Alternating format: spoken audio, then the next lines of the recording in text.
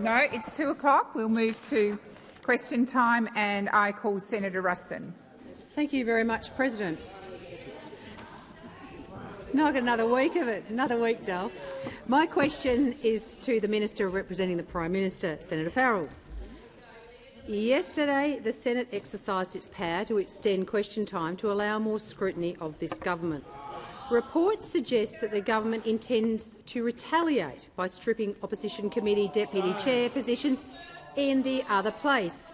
Does the government seriously believe it has the right to punish senators for voting to strengthen accountability in this parliament? And will the Prime Minister immediately rule out these petty, vindictive threats? Order.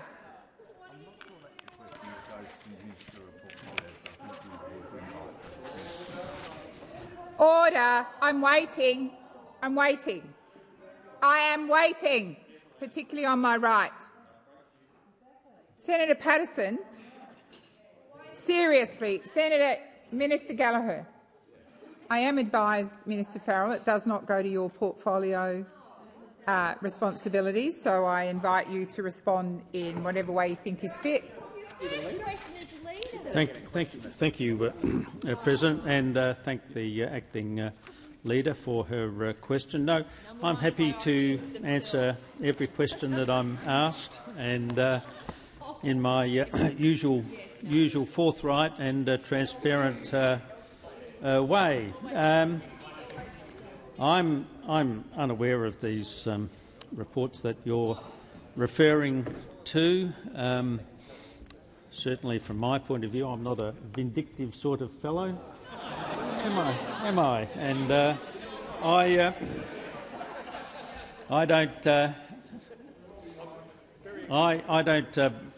certainly don't bear grudges. But I will make this observation, Senator Ruston, that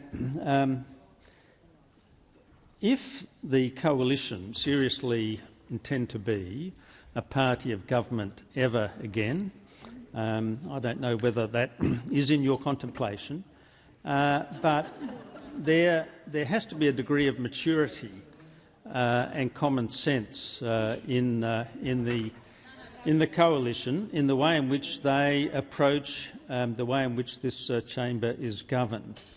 And to Senator Ruston.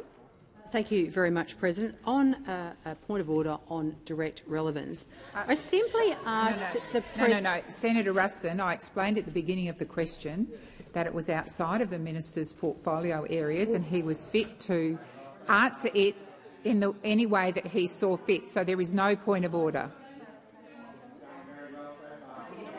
No, we're not seeking clarification. This is question time. You've put your question. I've ruled on it, and the minister is answering.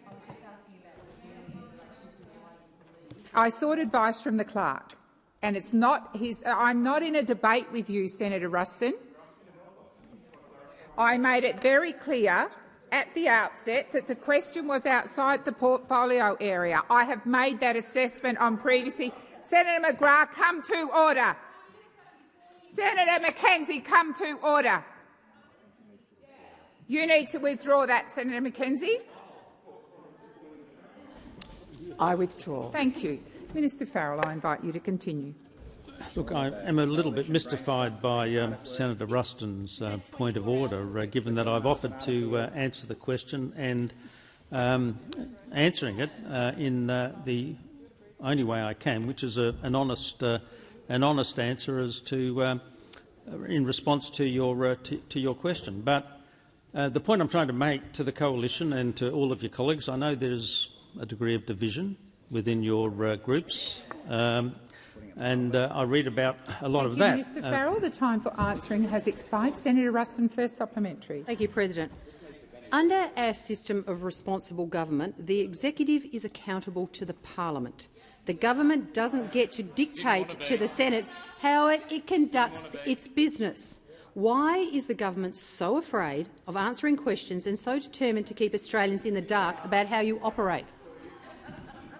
Thank you, Senator Ruston. Minister Farrell. President, and thank you. Order.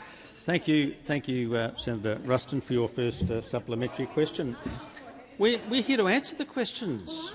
I answered your first question. I answered your first question very, very directly, and I'll repeat the message I'm trying to give.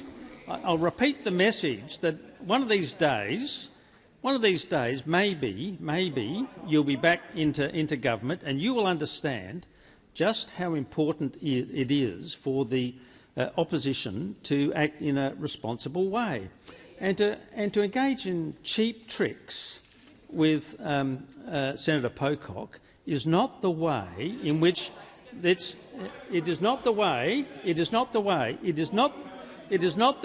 you are going to regain the trust of the Australian people.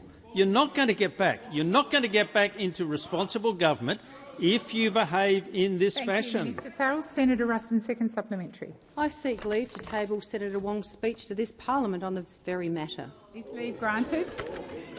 Is leave granted? Well, I'm happy for the leader to see. Order. I've asked the chamber if leave is granted. Courtesies that exist across this chamber are exercised, which is to give notice of what you want to table. Order. Senator Ruston, I believe that the government is having a look at that document and we'll come back to that. Senator Ruston. Thank you. The Centre for Public Integrity report card released this week assessed the Albanese government's transparency and accountability as woefully inadequate. Don't these extraordinary threats of reprisal prove that the Centre for Public Integrity's damning assessment of the government's secrecy and lack of accountability is correct? Senator Ruston. Minister Farrell. President, and thank Senator Ruston for her second supplementary question.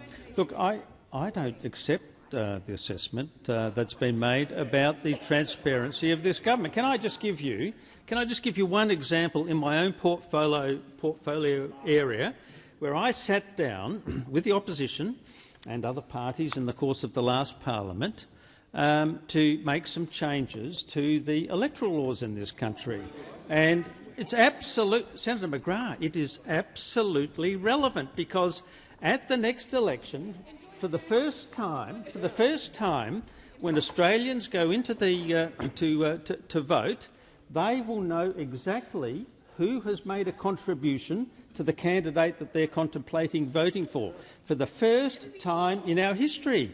And not only that,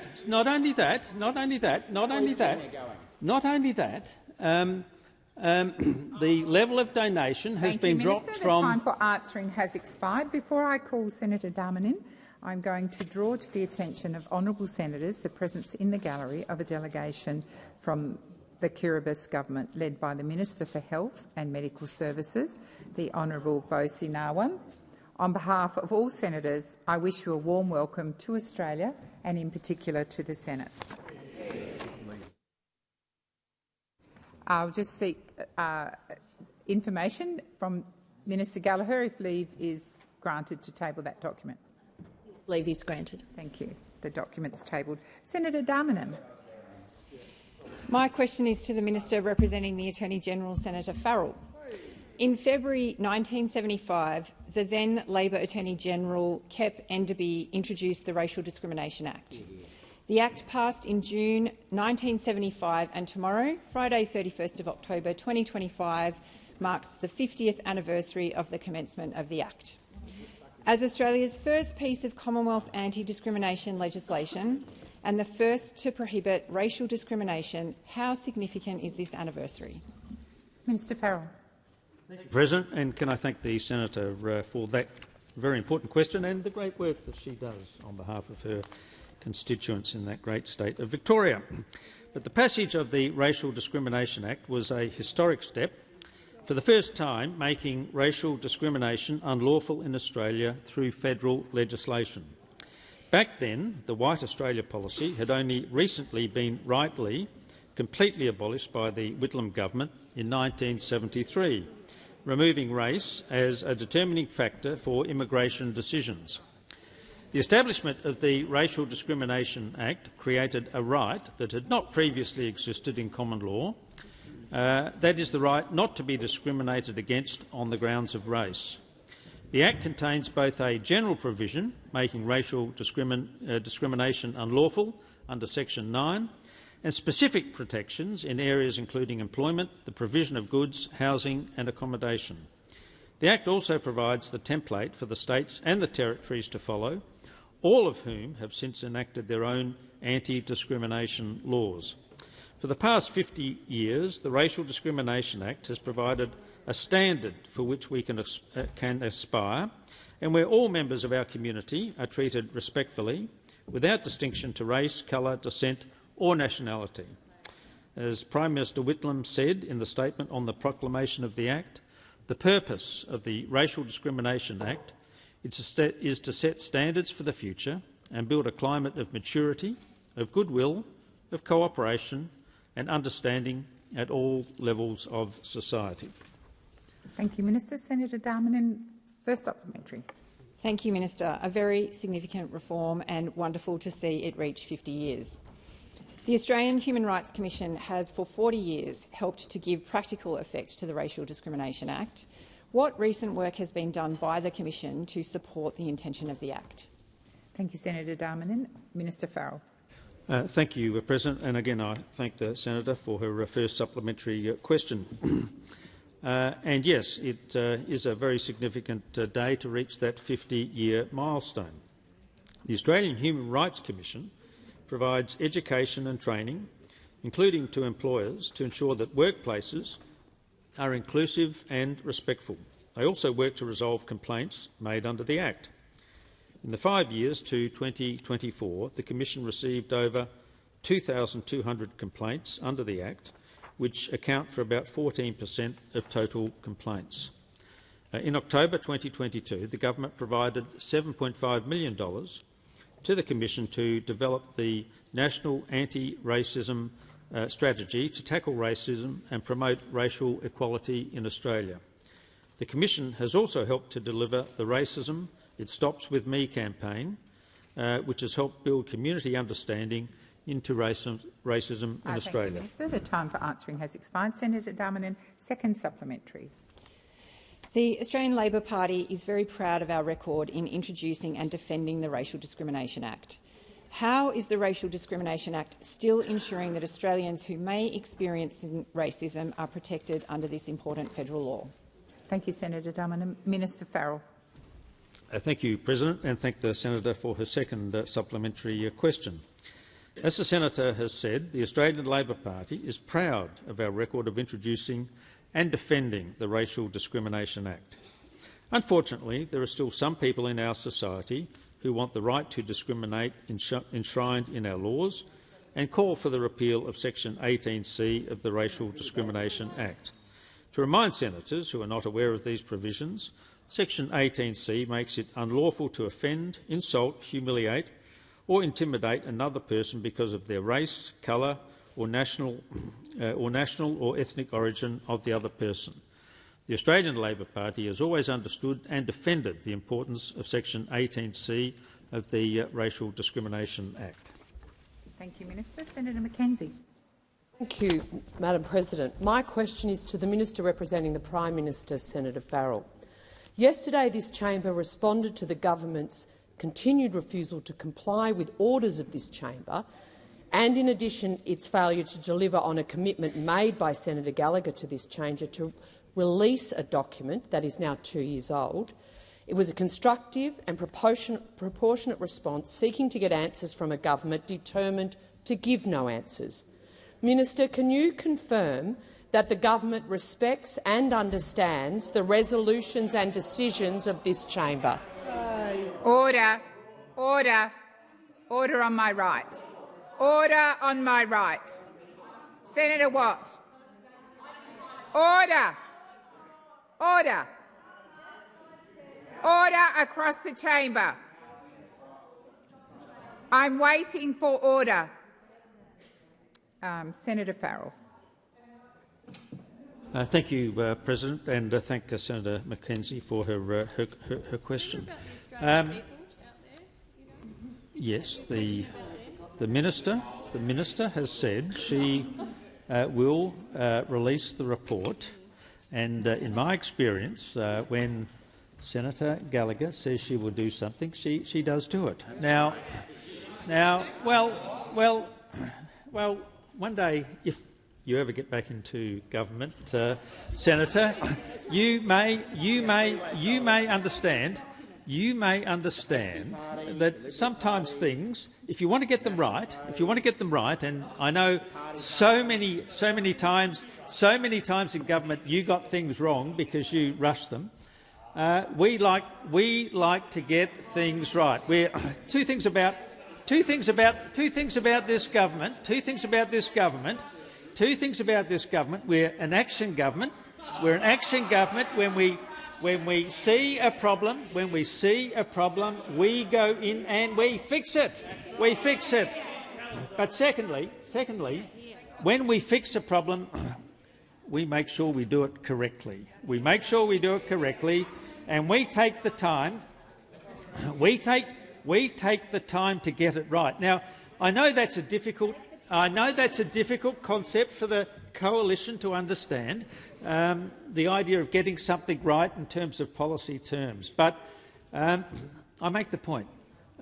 Senator Gallagher has already said this document will be released at the appropriate time, and it will be released. It will be released when the appropriate consideration has been undertaken. When the appropriate consideration has been undertaken, and when we release it, and we make the responses, and when we release it, it'll be correct. The time for answering has expired.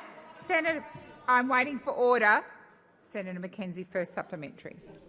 Minister, the independence of this chamber, of which you are a member, is protected in law, in the Constitution and by centuries of parliamentary convention. And that protection guards against heavy-handed tactics by a desperate executive seeking to wield its power to punish different views. Minister, can you confirm that the government executive will not seek to use the privilege of executive to punish political opponents? Order. Minister Gallagher. Minister Farrell. Minister Farrell, I've called you. Thank you. Thank you, President, and thank Senator Mackenzie for her first supplementary question. I don't think there's been any government or any Prime Minister of this country who's been more receptive and cooperative with members of the Parliament and the members of the opposition, or for that matter, the crossbench. And no, I'm certainly not, Senator. I'm not embarrassed by that because it's the truth. It's the truth. I know this man, and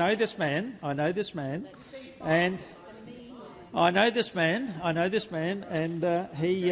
Well, in fact, from that point of view, Senator Mackenzie, I know him better than most. But we're a transparent government. I've spoken in my previous question that you asked me about many of the things that we've done on the transparency space. Thank you, Minister. The time for answering has expired. Senator Mackenzie, second supplementary. Minister, the opposition has been made aware that the government does intend to take retaliatory action as a result of its decision to vote in favour of transparency. I'm advised that the Leader of the House, in the other place, has specifically threatened to remove parliamentarians from positions and has stated that this is specifically to reduce their remuneration as a result of a decision in this chamber. Minister, can you confirm to this chamber that the tactics of the CFMEU have now been revealed as the tactics of the Labor government in the workplace of the National Parliament?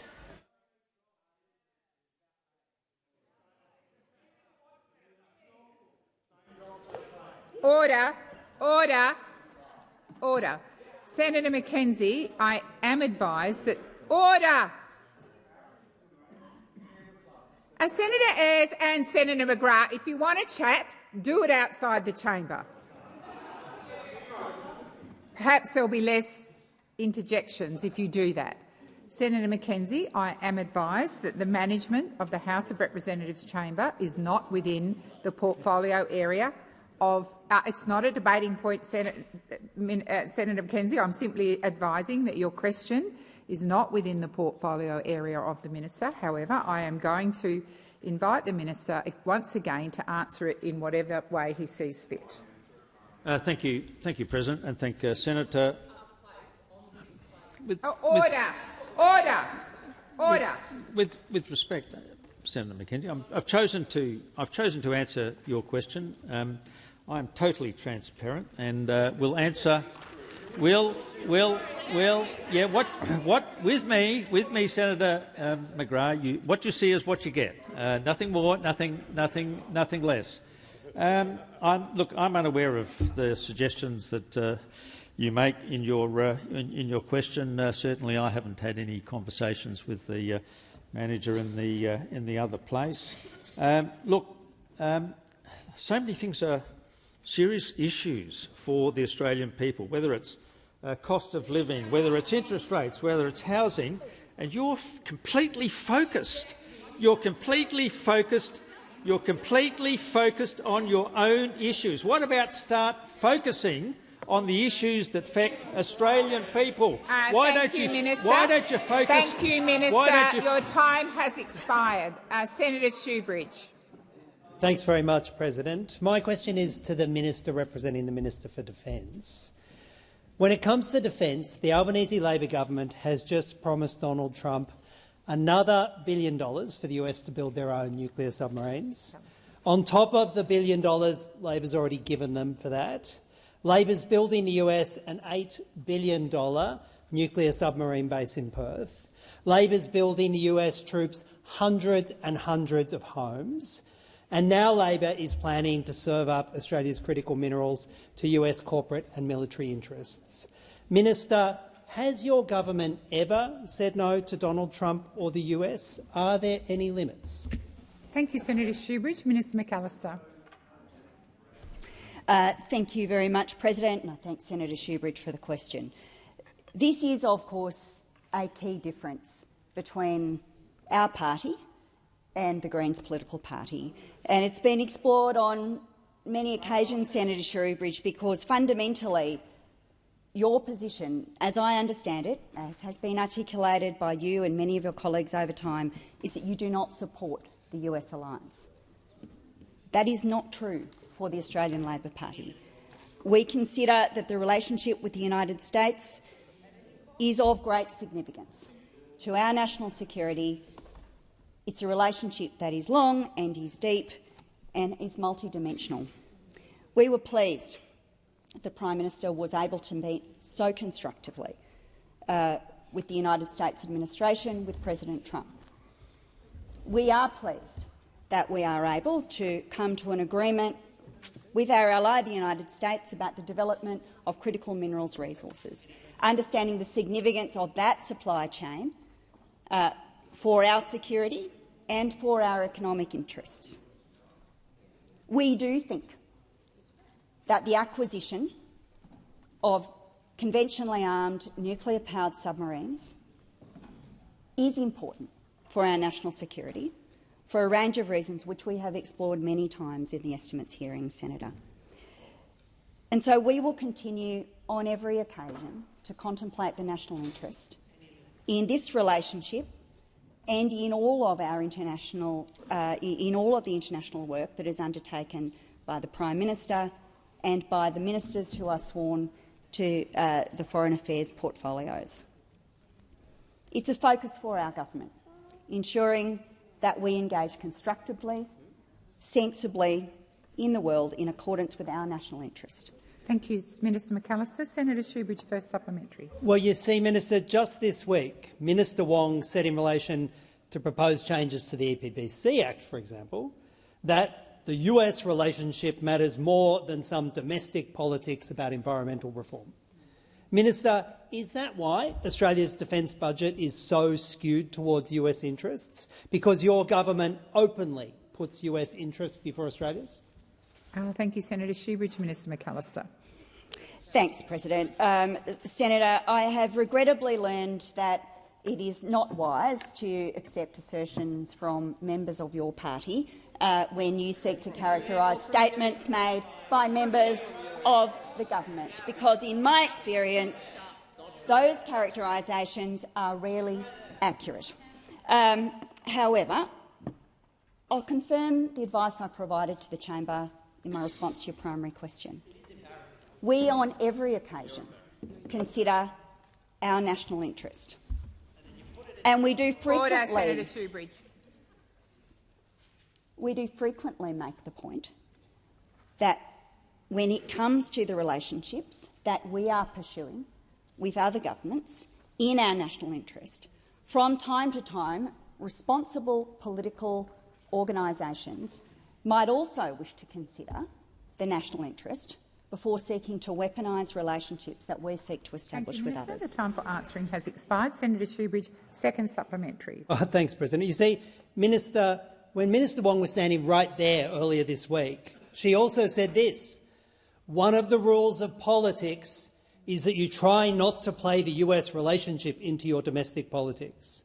Now, Minister, is that the reason you won't give a straight answer on how much Labor is planning to give the US under AUKUS, because of this rule? Thank you, Senator Shoebridge. Minister McAllister. Thank you, President. Senator, the point that I would make, and again, I don't accept the characterisation of Senator Wong's contribution, but the point that I would make about the way we approach foreign affairs and our international relationships is that we consider our national interest. Now, in the time I've been in this chamber, I struggle to recall an occasion when the Greens political party actually accepted that any of the national security threats or challenges that have been brought into this chamber were real. I struggle to recall an occasion when any of you accepted that the measures that have been contemplated by this chamber were necessary in relation to national security questions. Minister McAllister. Senator Shoebridge. President, it's a question of relevance. My question was about this rule, the rule that Senator Wong referenced earlier this week, not about the Greens political party. Thank you, Senator Shoebridge. The minister is being relevant to the question, and I'll listen carefully to the next 6 seconds. Minister McAllister. I can sum it up this way, Senator Shoebridge. We will always put the national interest before petty party electoral interest, which is very different to your approach. The time for answering has expired. Senator Polley. President, my question is to the Minister for Women, Senator Gallagher. Minister, the Domestic Family and Sexual Violence Commissioner's yearly report was tabled in Parliament today. The Commissioner makes clear in her report that while Australia has made significant progress through record investment, new programs and a strong national plan to end violence against women and children, domestic, family and sexual violence remains a national problem. Could the Minister outline the key findings of the Commissioner's report and how the report will inform the next phase of the national plan to ensure we deliver measurable and real change for women and children in this country? Thank you, Senator Polley. Minister Gallagher. Thank you very much, President. I thank Senator Polley for the question. It's an important question about a report that was tabled this morning in the other place. And before I answer it, I would like to acknowledge the victims and survivors of domestic, family and sexual violence, and remember that women and children have been killed too often by men who have been known to them and who have claimed to love them. And these are words that the Minister for Social Services said in the House earlier today. But we do thank Commissioner Cronin, her team and the Lived Experience Advisory Council for their thorough and thoughtful work on the yearly report and for their ongoing advice to government. The report is important, and its recommendations, including some that are already in train, are important advice to government as we continue to deal with and seek to end violence against women and children in a generation, as the national plan sets out. Order. As the national plan sets out. Thank you, Senator Waters.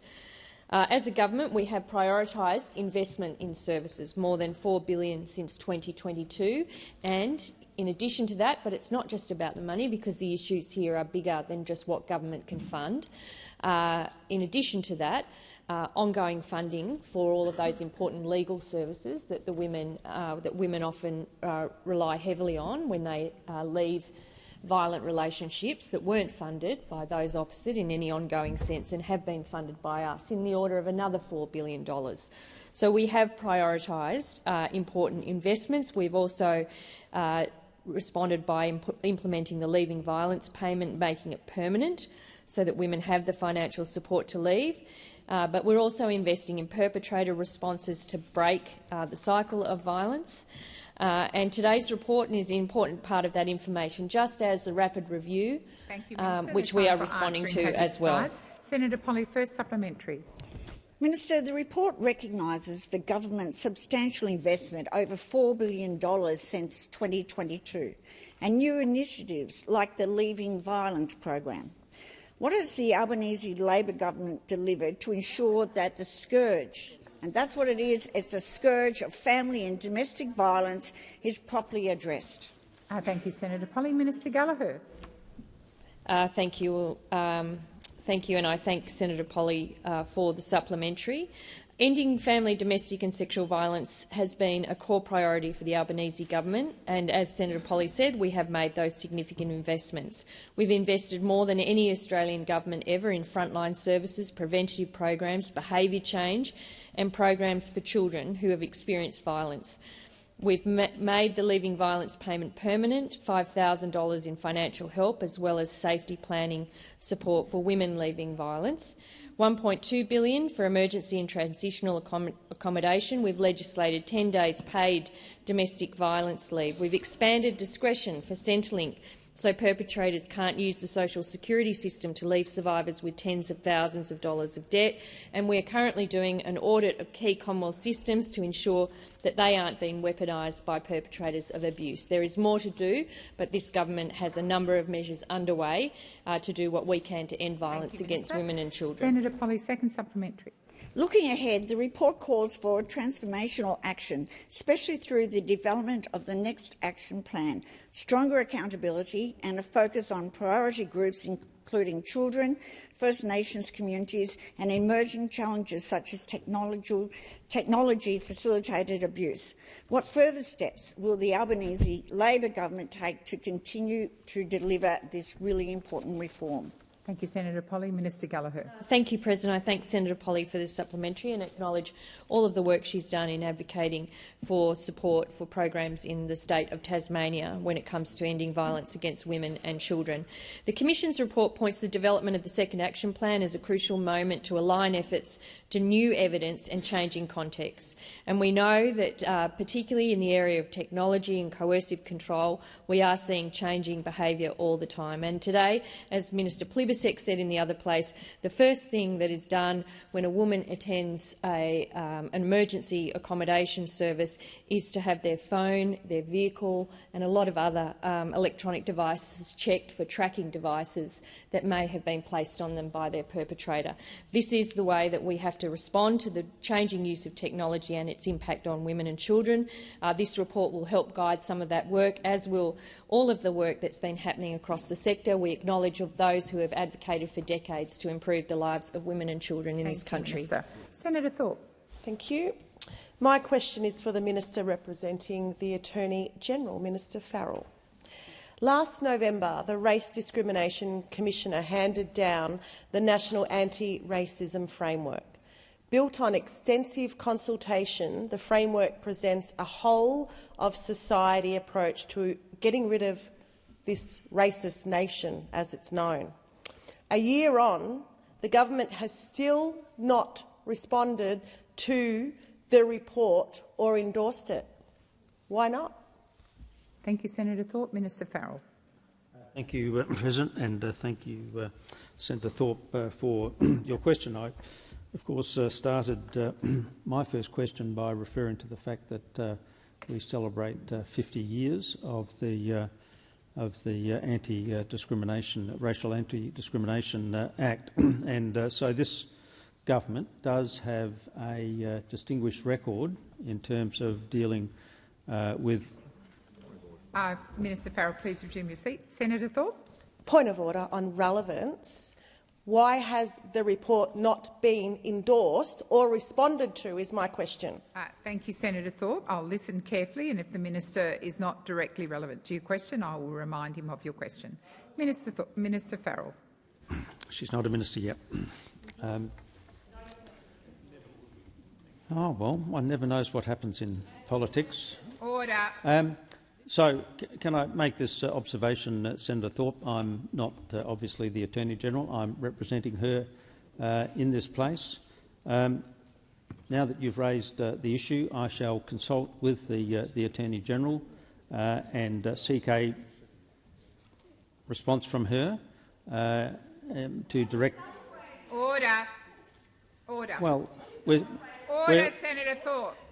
We're celebrating it, Senator, because it was a milestone. A couple of years after the end of the White Australia policy was abolished by Gough Whitlam, then it is worth commemorating. But you've asked the question.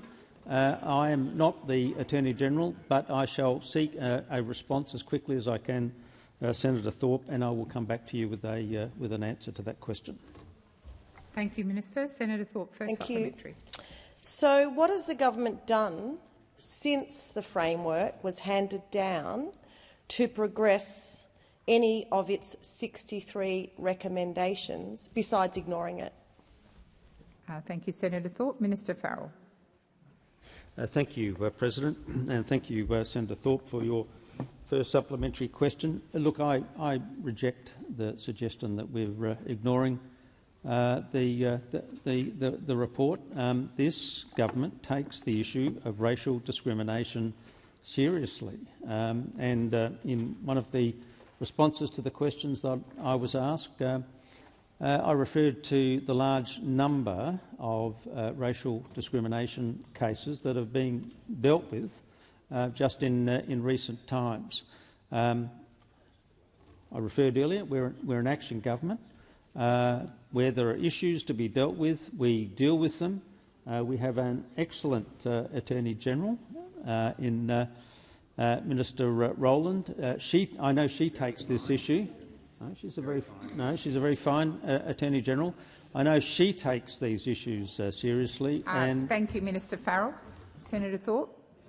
Well, just a point of order before the clock ran out. Well, the clock has run out. Well, before the clock ran out, President, is what I said. Senator Thorpe, you're not in a debate. Well, you weren't watching the clock. Senator Thorpe. So I had a point of order.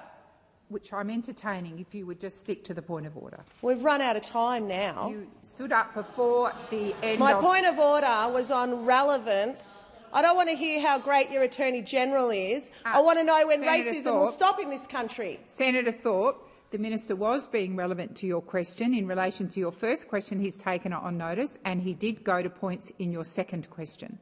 Senator Thorpe, second supplementary. Thank you. So, will the government endorse the anti-discrimination report as requested by the Anti-Discrimination Commissioner? Thank you, Senator Thorpe. Minister Farrell. Thank you, President, and thank Senator Thorpe for her second supplementary question. The government is obviously preparing a response. I've made it very clear in my two previous answers and in the answer that I made to the question that I was asked, that this government takes these issues seriously, and we seek to carefully deal with all of these issues and to prepare an appropriate response.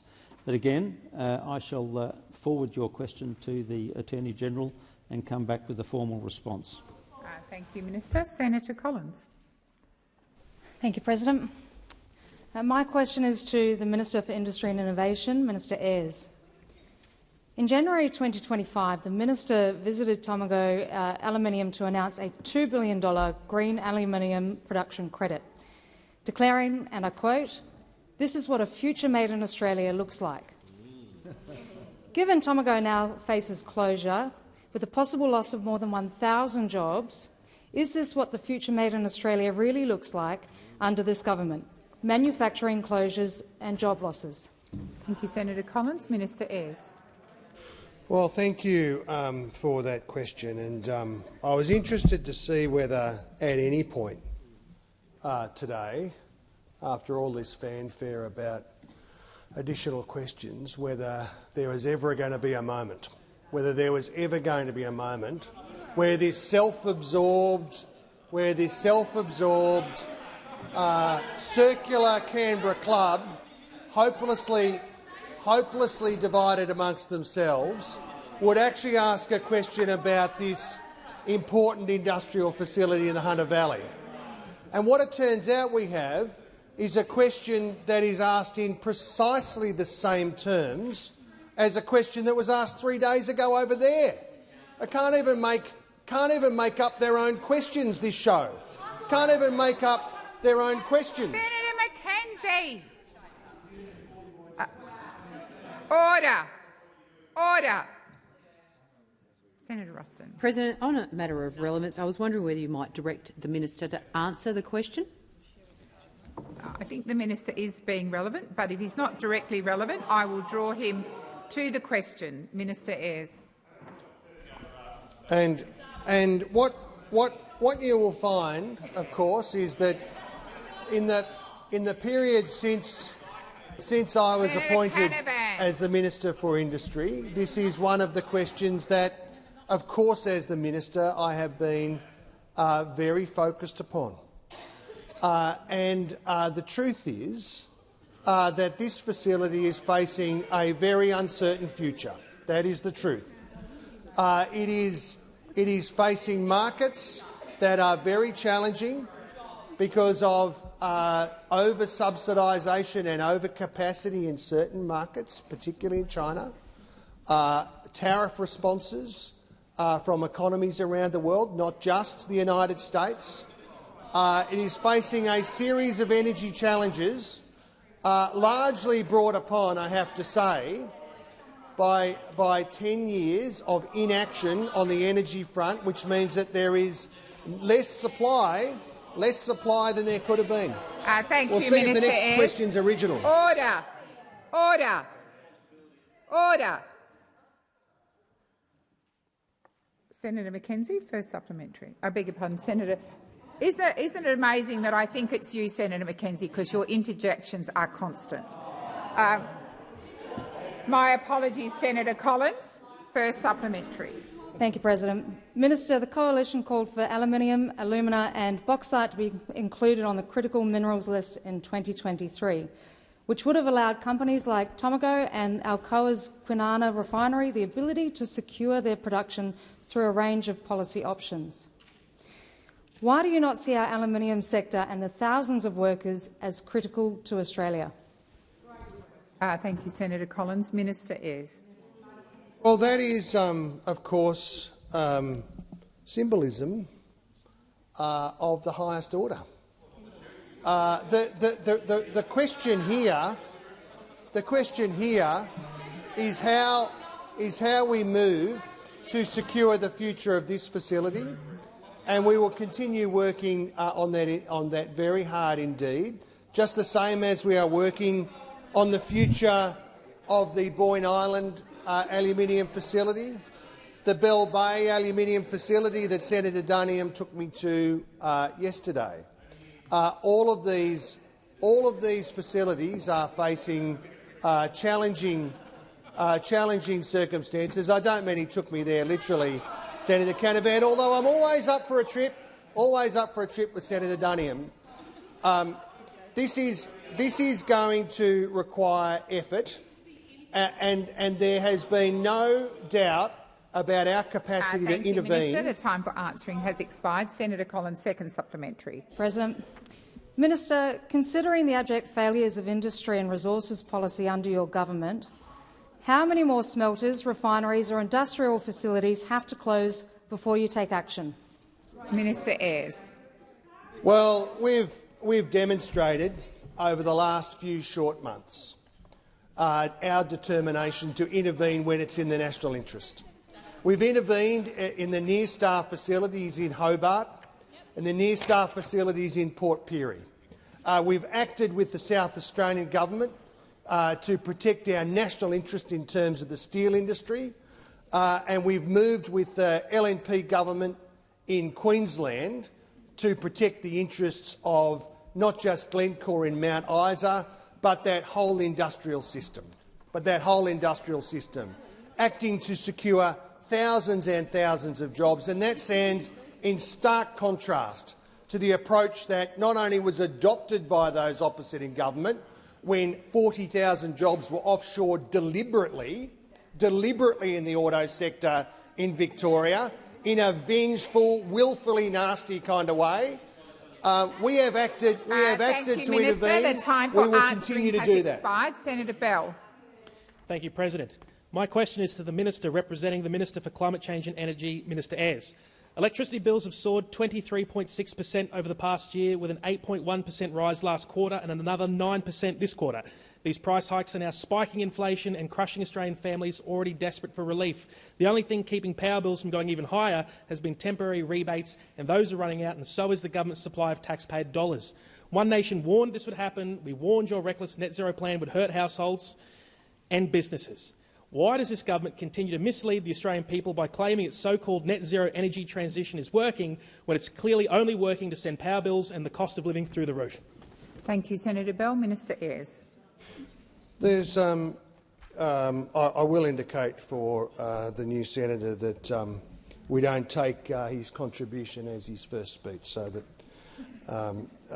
and say that, of course, the task that we're embarking upon and have been working through in our first term and been led by the minister who I represent here in this place, is to modernise and build an electricity system and an energy system that can serve the interests of Australian industry and Australian households. And it occurs against the backdrop of and it includes our ambitions for heavy industry as well, Senator McKenzie, that was left in a parlous state after the miserable decade of industrial policy negligence of the Abbott and Morrison and Turnbull governments. Now, the truth is that the failure of that period was recognised, including by people amongst those opposite. Senator Canavan, on the 4th of February 2021, said electricity prices for manufacturing businesses in Australia have gone up 91% in the last decade. That's what he said.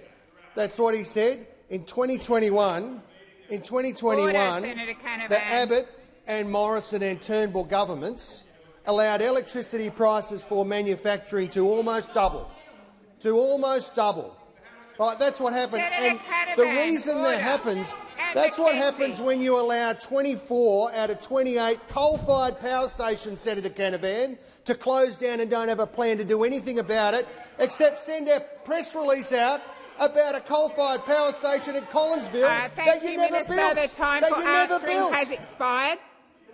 May I remind the chamber, Senator Canavan, you are still interjecting. I called you and Senator McKenzie to order a number of times. This is Senator Bell's question. Senator Bell, please ask a question. Mr. Speaking of your first term, I believe your government promised they would cut power bills by $275 by 2022 figures. Yet Australian families are watching as net zero policies drive power bills higher and higher. Your government's obsession is crushing households, small businesses and nationally important manufacturers like Tomago Aluminium. When will the minister be honest with the Australian people and admit that power bills will never come down unless we scrap net zero? Thank you, Senator Bell. Minister Ayres. Well, if I can deal with those questions in turn, it's good to see the architect of this longer question time arriving. First of all,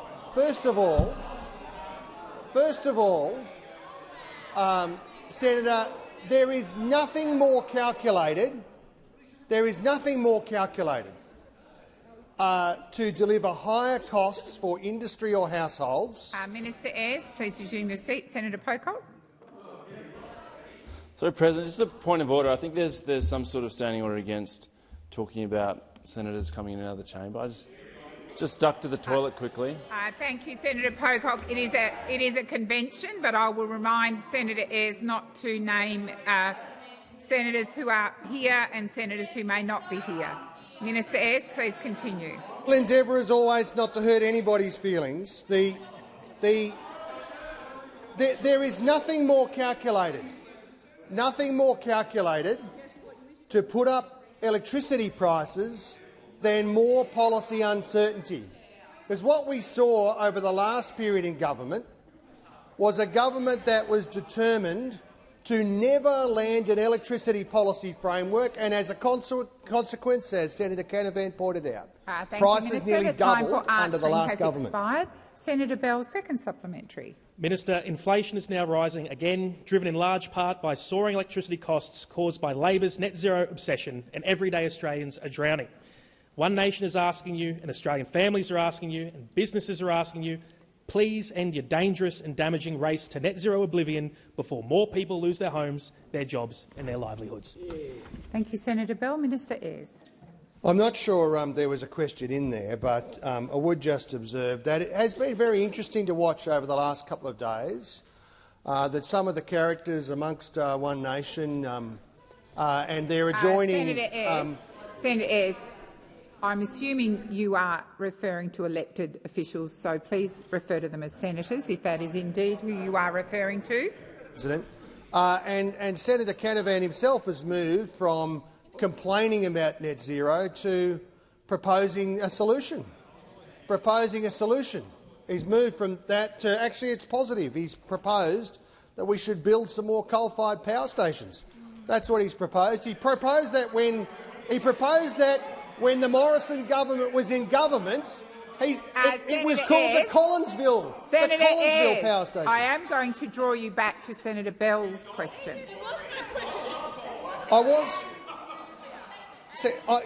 Order. I appreciate you can take interjections, but on this occasion, Senator Canavan wasn't interjecting, so I'm going to draw you back to the question. The only thing, Senator, in response to your question, that would be a worse idea in terms of electricity prices than building power stations powered by coal, which were never built, were just press releases, is the nuclear plan that these characters brought to the last election. They would have put household bills up sky high. Would have put industrial bills up sky high. The time for answering is finished. Senator Stewart. Thank you, President. My question is to the Minister for Indigenous Australians, Senator McCarthy. The Albanese Labor government is committed to improving health outcomes for First Nations Australians and supporting Aboriginal community-controlled health organisations to deliver care in partnership with Indigenous Australians directly. How is the First Nations Health Worker Traineeship program delivering on this commitment, and what is the progress of this program? Thank you, Senator Stewart. Minister McCarthy. Thank you, President, and I thank the senator for her question. The Albanese Labor government is proud to be delivering practical programs that build skills, create jobs and strengthen the First Nations health workforce. Since the First Nations Health Worker Traineeship program commenced in July 2023, we have seen more than 550 enrolments across the country. Of those, 152 trainees have already completed their studies. They are now armed with the skills to improve outcomes and help close the gap. This program is designed to address workforce shortages in Aboriginal health services and ensure the next generation of First Nations health professionals are supported, trained and empowered. It's been developed in partnership with NACCHO. President, the training is being delivered by Aboriginal community-controlled health registered training orgs and includes structured on-the-job experience, ensuring that learning is grounded in community and not just classrooms. And that investment is contributing to greater access to vital Medicare services across the country and ensures First Nations people have access to culturally appropriate and high-quality health care. It is delivering real outcomes, creating a skilled, culturally safe First Nations health workforce that is improving access to care right across the country. President, it shows what can be achieved when government listens, works in partnership and lets First Nations leadership drive the solutions. Thank you, Minister. Senator Stewart, first supplementary. Thank you, President, and thank you, Minister, for that response. Supporting Aboriginal community-controlled health organisations is key to closing the gap in health outcomes. Can the Minister outline how the Albanese Labor government is supporting Aboriginal organisations to deliver long-term sustainable health services for their communities? Thank you, Senator Stewart. Minister McCarthy. Thank you, President. Well, one of the key pieces of feedback from the sector has been the need for long-term sustainable and flexible funding so ACCHOs can focus on their core business, delivering high-quality, culturally appropriate care for First Nations people. And that's why from July 2024 we delivered an additional $300 million to implement rolling funding agreements for ACCHOs, bringing total funding under the Comprehensive Primary Healthcare Program to $2.7 billion over 4 years, providing certainty and flexibility for their operations. And this brings the government's total investment under the Indigenous Australians Health Program to $4.7 billion. We're also investing in modern health infrastructure, upgrading and expanding clinics in the areas of greatest need. And this includes $8.9 million from Urundi Aboriginal Community-Controlled Health Service in Murray Bridge and $1.5 million for Wuchopperen Health Service in Queensland. Senator Stewart, second supplementary. Thank you, President. Thank you, Minister. The Albanese Labor government's expansion of the bulk billing incentive to all Australians is part of the largest investment in Medicare ever. How will the Aboriginal community-controlled health organisations benefit from the government's new bulk billing incentive arrangements? Minister McCarthy. President, our reforms are strengthening both Medicare and the community-controlled sector. So from the 1st of November, ACCHOs will benefit directly from the expansion of bulk billing incentives and the new bulk billing practice incentive program. 129 ACCHOs currently participate in the practice incentives program. Each of these services will be financially better off under the new arrangements. Together, these ACCHOs will receive an additional $3.8 million a year through expanded bulk billing incentives and a further $8.8 million a year by joining the bulk billing practice incentive program.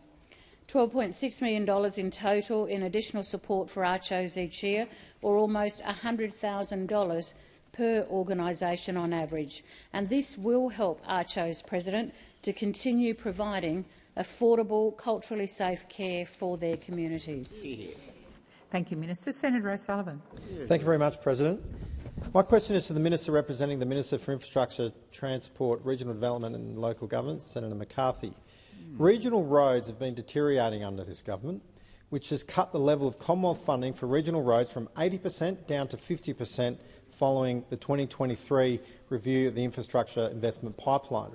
Can the Minister explain why the government is threatening to cut speed limits to 70 kilometres per hour on country roads instead of just getting on with the job of fixing the roads? Fix the road. Thank you, Senator O'Sullivan. Minister McCarthy. Thank you, President. And I certainly don't accept the premise of the question, given that it is our government that is providing for roads across the country. That's right. In fact, if I may, the time that I took, especially in the Northern Territory, for example, when I drove out to Wadeye, the Port Keats Road, which we have invested $70 million into that road, and not once have I seen, you may wish to talk to your colleagues in the Northern Territory, not one area am I seeing that road is being completed. Our government is very much contributing the funding for roads right across Australia, But it does come down to, Senator, it does come down to the relationships with the leadership of each of those state and territory jurisdictions. Now, if you do take places like the Northern Territory, who need to be able to work and actually roll those roads out when we have provided the funding, I would suggest to you that talk to your colleagues up there to be able to assist us with that. But I will say this. Senator Mackenzie, lower your voice. Seriously. They're just not interested in roads, President. They're just not interested. All the regions, for that matter. I'm a bit surprised at Senator Mackenzie. Got Senator O'Sullivan on his feet. Senator O'Sullivan. Yeah, thank you, President. On relevance, my question was about reducing the speed limits. The senator has not gone anywhere near reducing. Had a preamble, Senator O'Sullivan, that you may wish to check, which went to regional roads.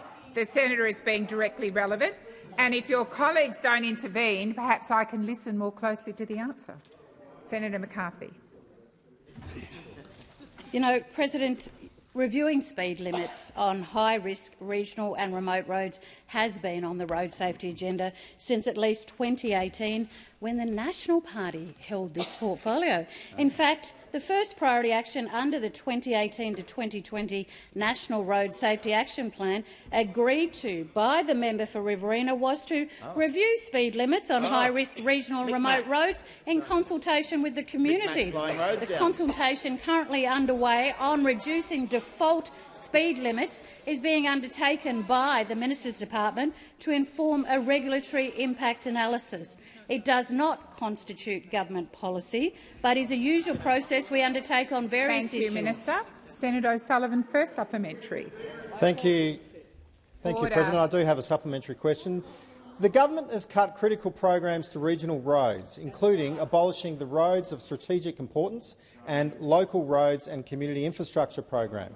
With dozens of projects axed and regional road funding bogged down in bureaucracy, why won't the government restore these important programs to help country roads instead of cutting default speed limits from 100 to 70 kilometres per hour?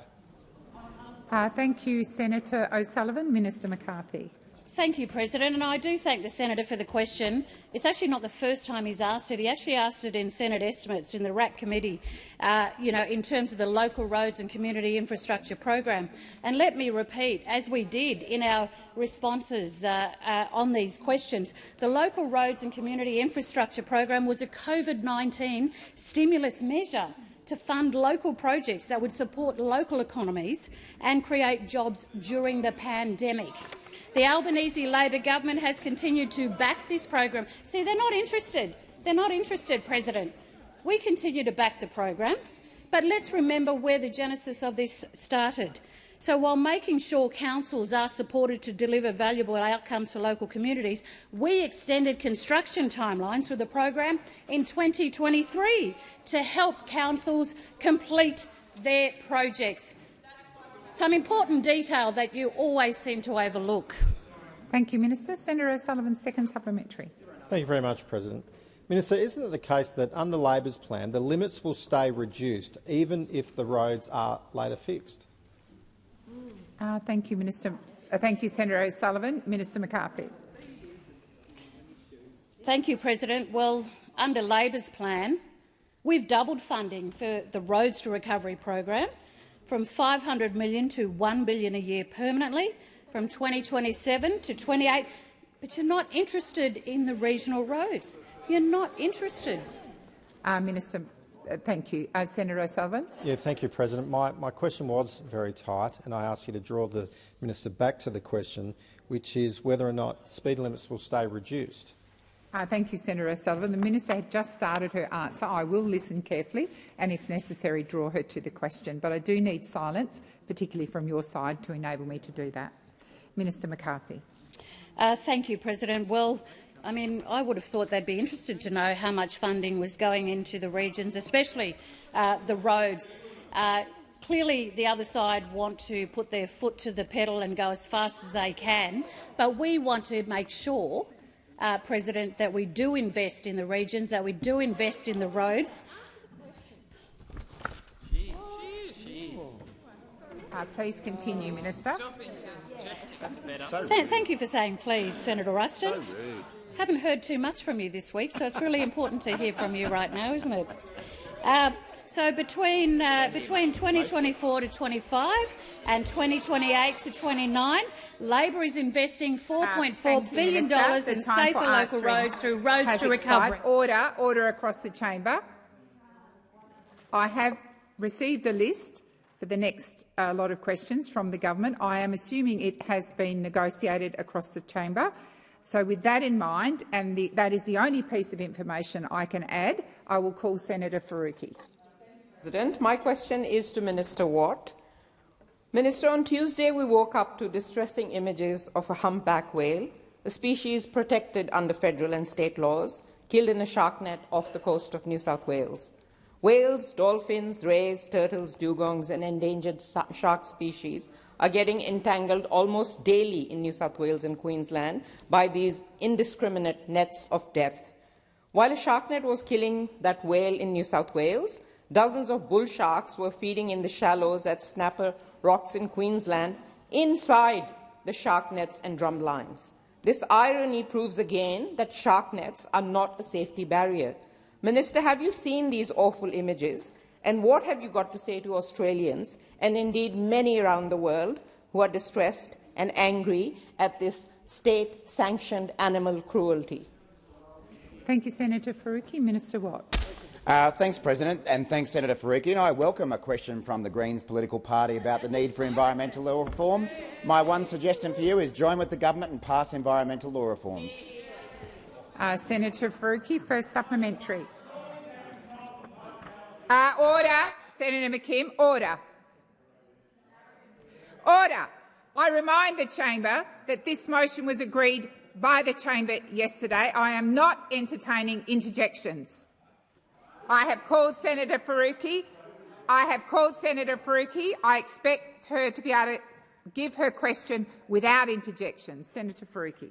Thank you, President. There was just another example of what a farce this question time has become.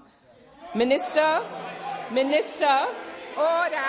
Because we want you to answer the questions. Senator Faruqi, please resume your seat.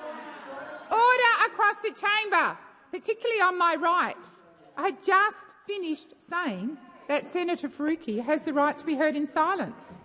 Order. Senator McKenzie. I've had to call you to order for the first 10 lot of questions.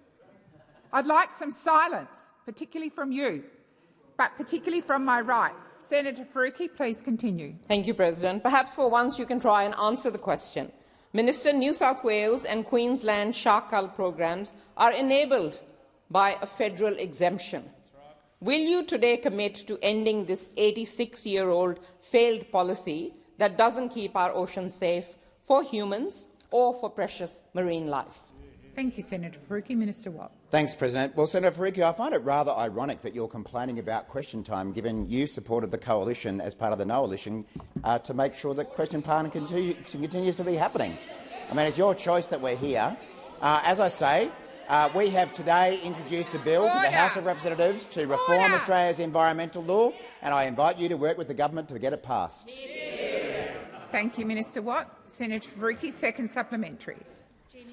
Minister, at the most recent estimates, the Greens discovered that the Queensland government is in discussions with the Federal Environment Department about expanding its shark cull program. This, of course, requires federal approval. Will you at least today rule out allowing this to happen? Will you do your job as the Environment Minister and protect whales and other marine life? Because you are a failure at your job. Senator Faruqi, withdraw. I withdraw. Thank you. Minister Watt. Well, I always appreciate a bit of free character assessment from the Greens political party, who of course spent 3 years opposing environmental law reform and housing reform and lost almost every seat they held in the House of Representatives. So continue that approach and we'll get the last one that you've got and then we'll take some Senate spots as well. Senator Hume. Thank you, Madam President. My question is to Senator Hume. Please resume. Order. I've given the. May I remind the Senate This is a motion you voted for. I said at the outset there is to be silence. Senator Smith, resume your seat. I've already called Senator Hume. Senator Hanson-Young, you may leave the chamber if you can't stop interjecting. Senator Hume. Thank you, Madam President. My question is to the Minister representing the Treasurer, Senator Gallagher. Minister, on Monday, the Treasurer said that he would not be watering down the superannuation performance test and that he takes his responsibilities as a Labor Treasurer seriously as the custodian of super. Yet last night the Treasurer confirmed that he would be pushing ahead with changes to the superannuation performance test to ensure the nation's retirement savings were available to invest in Labor's political priorities. So, Minister, which is true? Will you guarantee that the performance test will not be watered down, or will you be interfering in super rules that have worked so well to tap Australians' hard-earned retirement savings for Labor's election commitments? Thank you, Senator Hume. Please resume your seat. I hope, Senator McKenzie, that is the first and last interjection. I don't know how many times since we got to question 11 I have reminded senators this was your choice, and I expect there to be silence. Minister Gallagher, please respond. Thank you, President. Labor is the party of superannuation. We always support strengthening superannuation. We support the superannuation funds to return good returns to their members, and the Treasurer's plan outlines our vision to do that. Thank you, Minister. Senator Hume, first supplementary. Minister, the superannuation performance test does not stop superannuation funds from investing in any asset, so long as the investment stacks up financially, and you know this.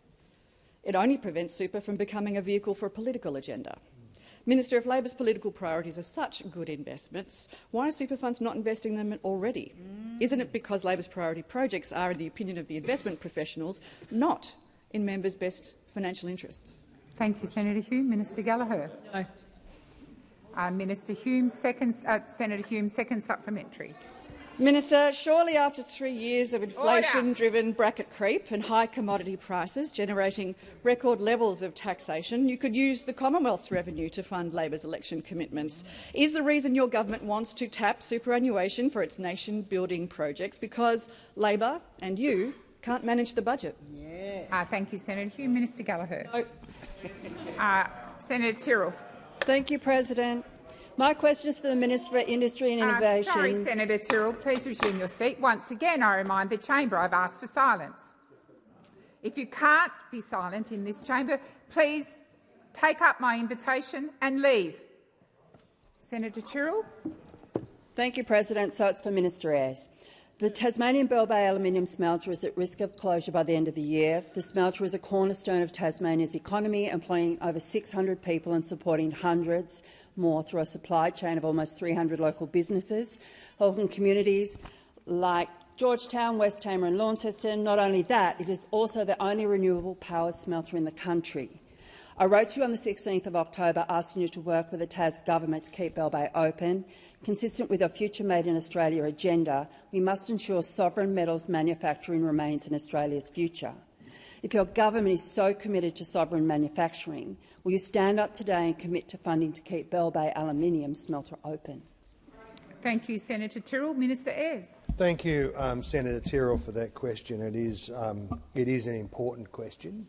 I can confirm that I and this government are working very closely with the Government of Tasmania. There are negotiations going on between Hydro Tas, the government-owned, state government-owned electricity provider in Tasmania, and the owners of that facility. I am very focused on making sure that those negotiations conclude with the best possible result.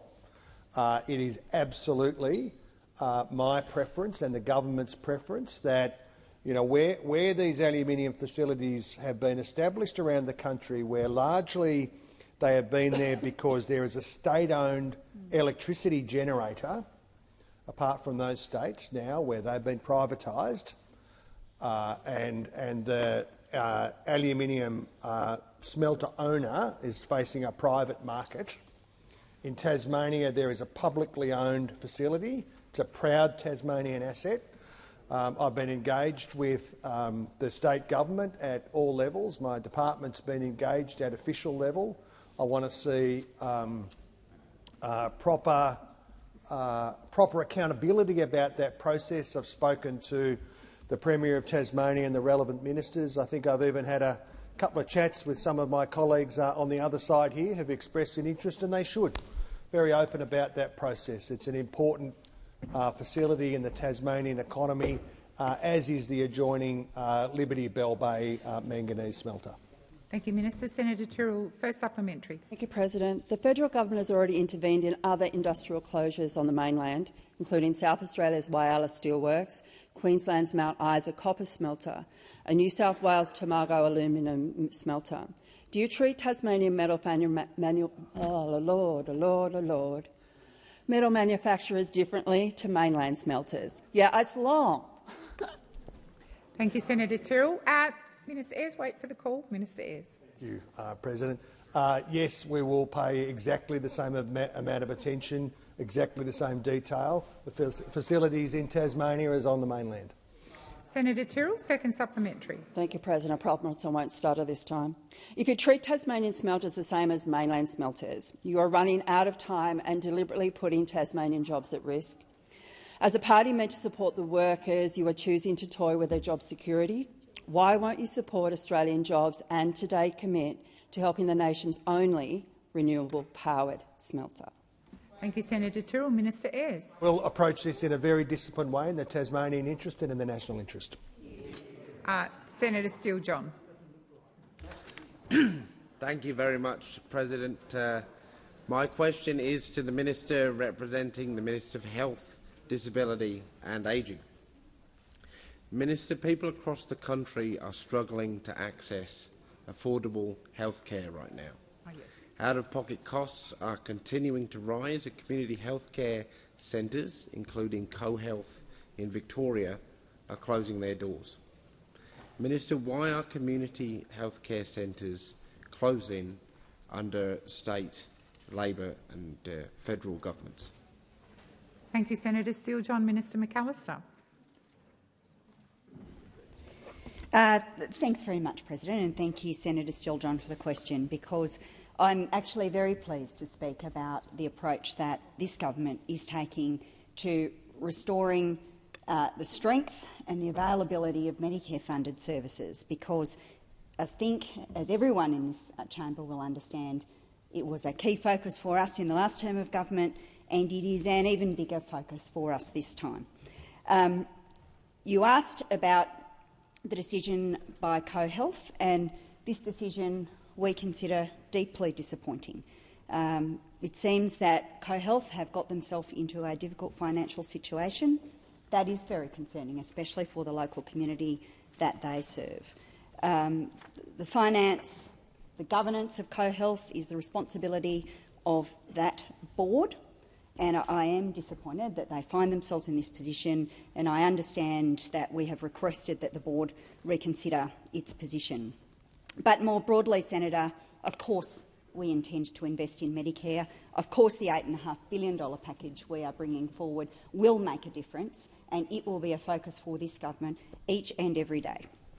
Senator Steele-John, first supplementary. Thank you, President. Many in our community need longer appointments to get wraparound care for complex health conditions, yet the government refuses to lift rebates to support this model of care. Minister, when will your government listen to GPs and lift the rebate for longer consultations? Thank you, Senator Steele-John. Minister McAllister.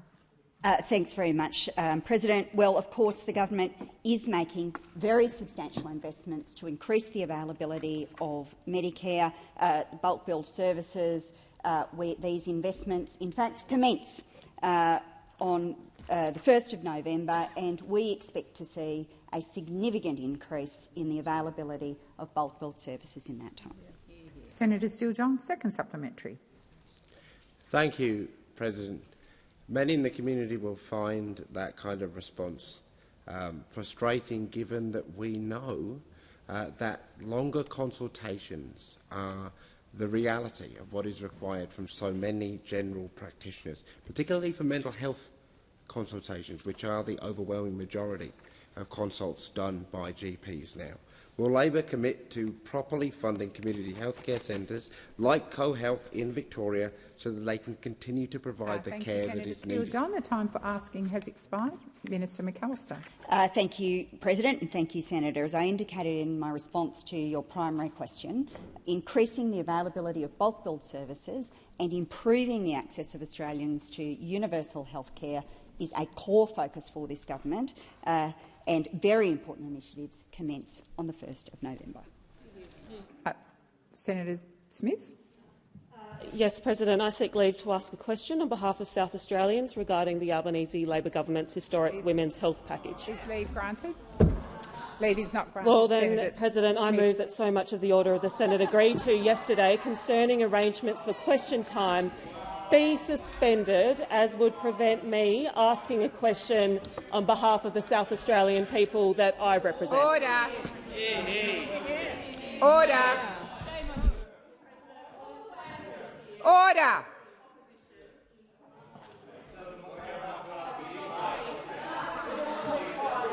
Order. Order. Senator Smith, please resume your seat. Senator McGrath, you will withdraw those comments. I withdraw. Thank you. And I remind senators that Senator Smith will be heard in silence. Senator Smith. Yes, please. Thank you. President, we have held 2 Senate inquiries over the last term of Parliament into women's health, an inquiry into menopause and perimenopause and an inquiry into women's health. And through those inquiries, we heard from hundreds and hundreds of women about how they'd been let down by a system which was failing them. They came into this building and shared their trauma. They came into this building and told how they had been dismissed. Senator Smith, please resume your seat. Senator Askew. Point of order on relevance. The contribution should be on the urgency and why we need to actually do it, rather than your point. It's not in standing orders. Senator Smith, it is a suspension to standing orders. It's not. And then she moved to the issue. We're now on the issue of urgency, I believe. So you do need to inform the Senate as to why the matter is urgent.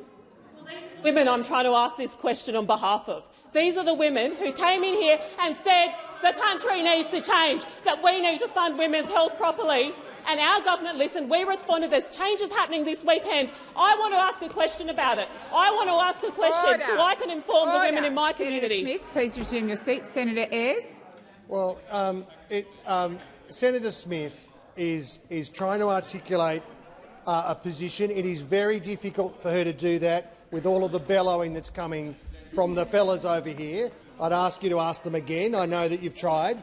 Ask them again to hear in silence. I am going to remind the Senate once again, particularly those loud voices on my left, that Senator Smith has the right to be heard in silence. If you don't wish to participate in the debate, you are free to leave the chamber. But you will listen and not interject. Senator Smith. There are important changes happening this weekend which my community deserves to know about. I started my day on radio in regional South Australia to spread the word of those changes. I have a democratic right as well. The only person who has a democratic... Once again, Senator Bragg, may I remind you that I'm the president in this chamber. I sent the senator down because on my left you are absolutely out of order. I repeat, no, Senator Smith, I haven't finished yet. I repeat it once again. I'll repeat it once again. If you cannot listen in silence, leave the chamber. But don't interject. You were interjecting so loudly that I could not hear Senator Smith. Senator Dean Smith. President, Senator M. Smith's position ignores the fact that the government has already had three. Senator Smith, resume your seat. Quite frankly, order. Order.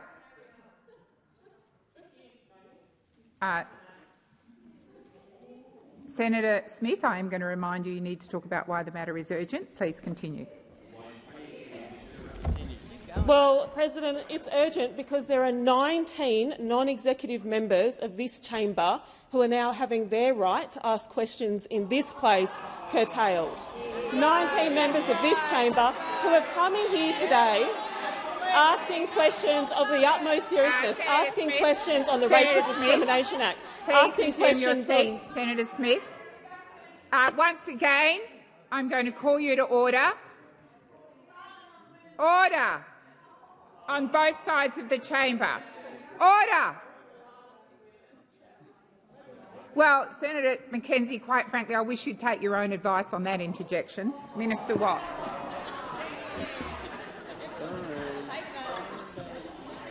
Thank you, President. Thank you for your efforts to try to bring some order to this passage of question time. I would invite the opposition members, in particular the male opposition members, to have a bit of self-reflection about the fact that they're yelling at a woman trying to ask a question about women's health. Senator Watt. That might be something worth reflection. Watt. Order. Order. Order. Senator Smith, were you on a point of order? Okay, I have a number of senators standing up. So if you resume your seat, I am going to try once again for order in this place. I had Senator Patterson and Senator Henderson stand. I don't know which one of you stood first, but perhaps because you're on the front bench, Senator Patterson, I'll entertain your presuming it's a point of order and not a statement. Thank you, President. On the point of order raised by Senator Watt, even I am old enough to remember you sitting in these chairs screaming at female senators yourself. Have some self-awareness, mate. Have some self-awareness. Order. Order. Order. Senator Henderson, and if it's not a genuine point of order, I intend to sit you down. Senator Henderson. Thank you very much, Madam President. On the point of order, I would ask that you would ask Senator Watt to withdraw the unparliamentary reflection on male senators on this side of the House. It is most inappropriate to reflect in this way, and I think it's in good grace and good faith he should withdraw that terrible comment. Thank you, Senator Henderson. Senator Watt, I invite you to withdraw. Thank you. There does need to be silence. There does need to be silence. Order. Order. Senator Watt? No. Order. Senator Smith. Thank you, President. The senators who supported Senator Pocock on this motion are seeking to deny almost a third of this chamber the opportunity to do their jobs, to do their democratic responsibility on behalf of the people that they represent. We have a democratic right to represent our constituents as well. We have a democratic right to participate in this chamber too. I have a right to ask questions, and there has been a long-standing convention in this place which should have allowed me to. I have an important question to ask. I don't have a question to ask seeking to table hands up into hands. Senator Smith, please resume your seat. Once again, I have to call the chamber to order, particularly those of you on my left. Order! Order! Senator Watt! Senator Watt, come to order. Order! Senator Smith. Senator Marielle Smith, please continue.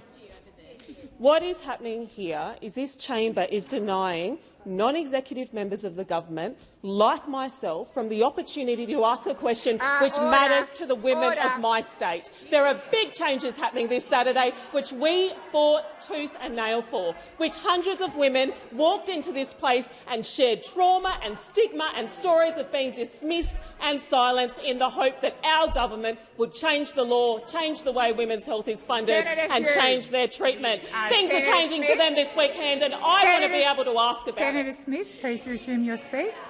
Senator Duniam. President, if this is not a genuine point of order, I will sit you down. I understand. So I'm over the statements that are being made in the guise of points of order. Senator Duniam. My point of order, President, was on relevance. The question before the chair is about suspension of standing orders, and this doesn't go to that. It does. The senator is required. I haven't finished, Senator Smith.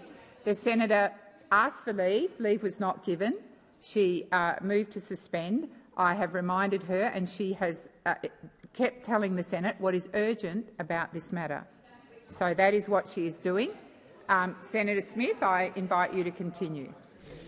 You may not think it is urgent, Senator Duniam, for the women of my community to be able to understand the changes which are happening to our pharmaceutical benefits scheme this weekend, to understand the changes which are happening to Medicare this weekend.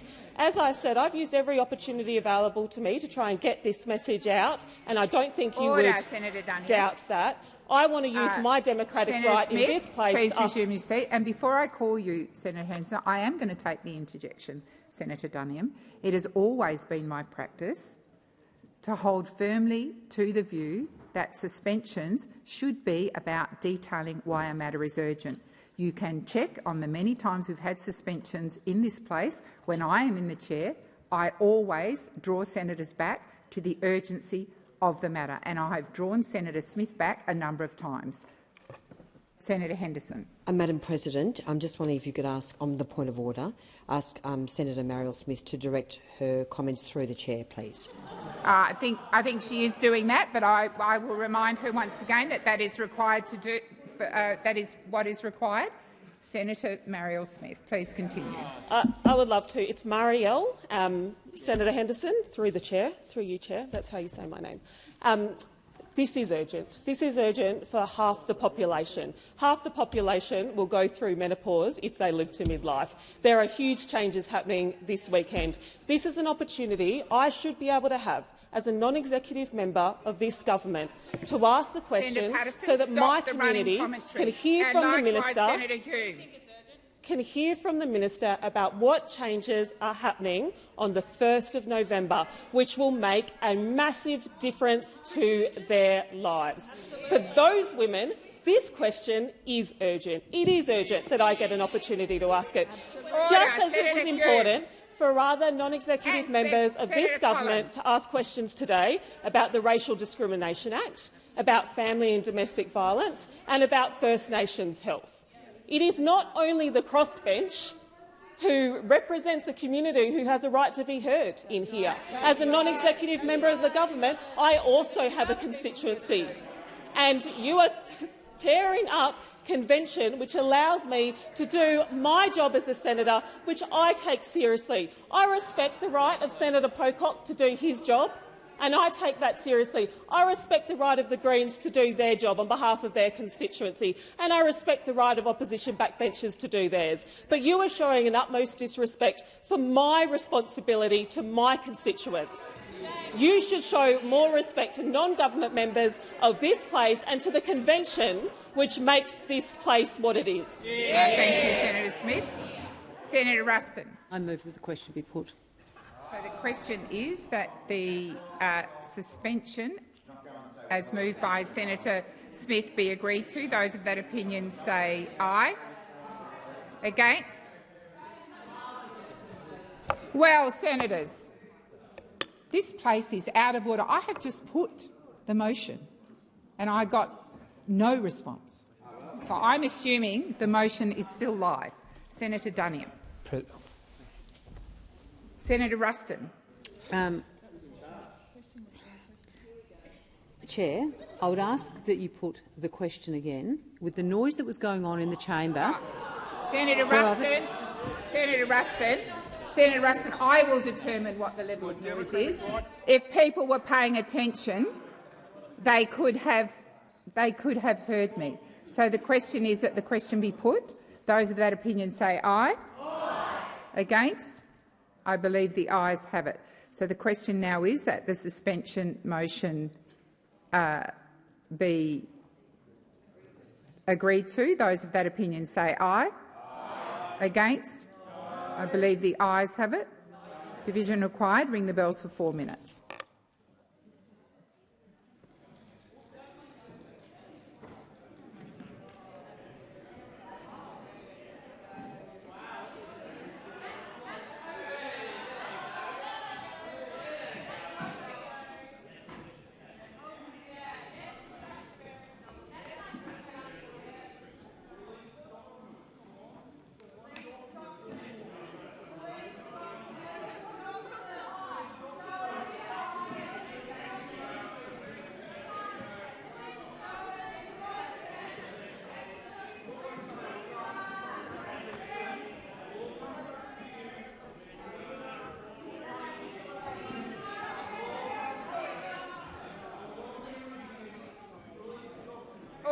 across the chamber.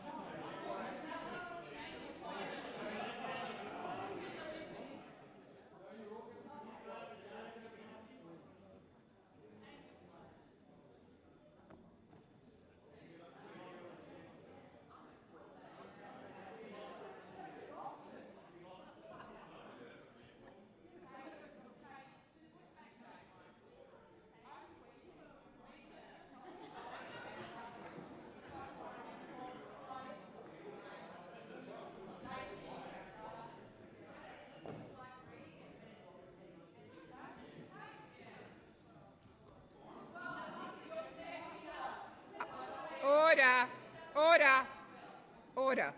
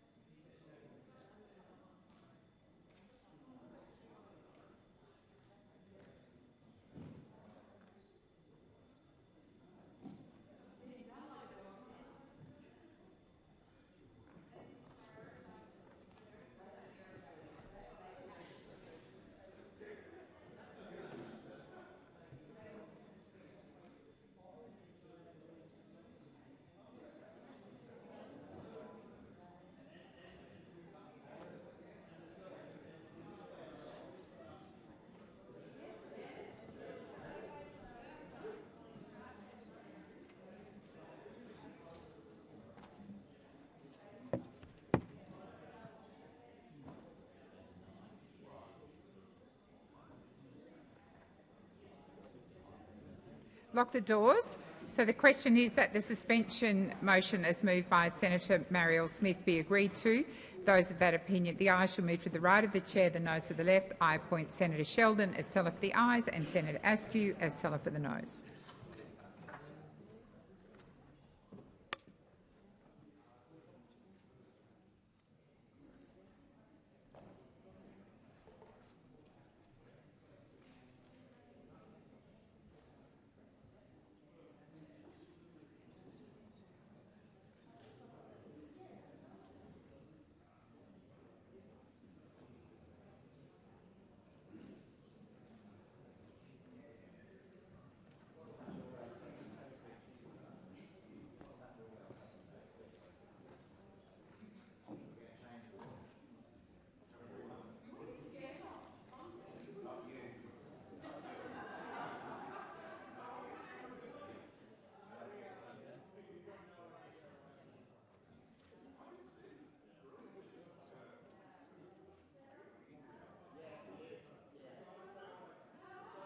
Order. Senators Watt and McKenzie come to order.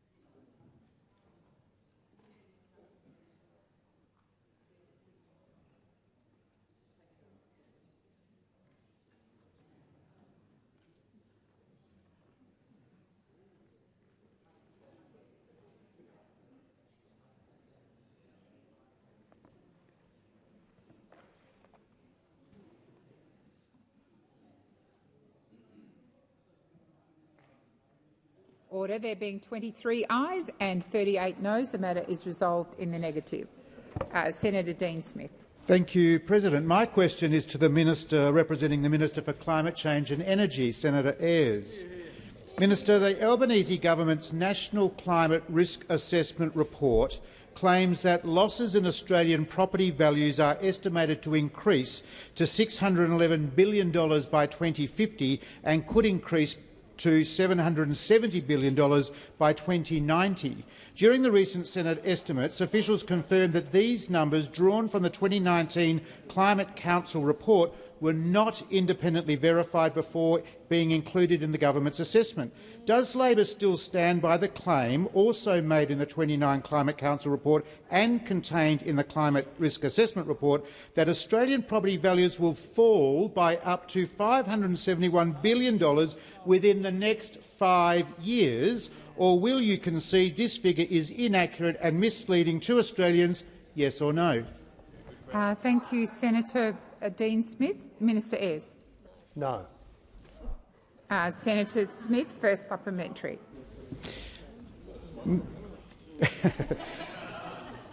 Minister, will you remove these unverified alarmist figures from your report or keep misleading Australians with the claim of more than a $500 billion property collapse in the next 5 years? Yes or no? Thank you, Senator Smith. Minister Ayres. I never want to disappoint Senator Smith. No. And Senator Smith, second supplementary. I remind senators there is to be silence. Silence, Senator Ayres and Senator McKenzie. Senator Smith. Thank you, President. Minister, if no verification was done on the figures in question, how can Australians trust any of the other modelling or data contained in the Climate Risk Assessment report? Thank you, Senator Smith. Minister Ayres. Well, I have lost the thread of this question a bit, but this government believes in science and we believe in the validity of the modelling. Senator Ruston.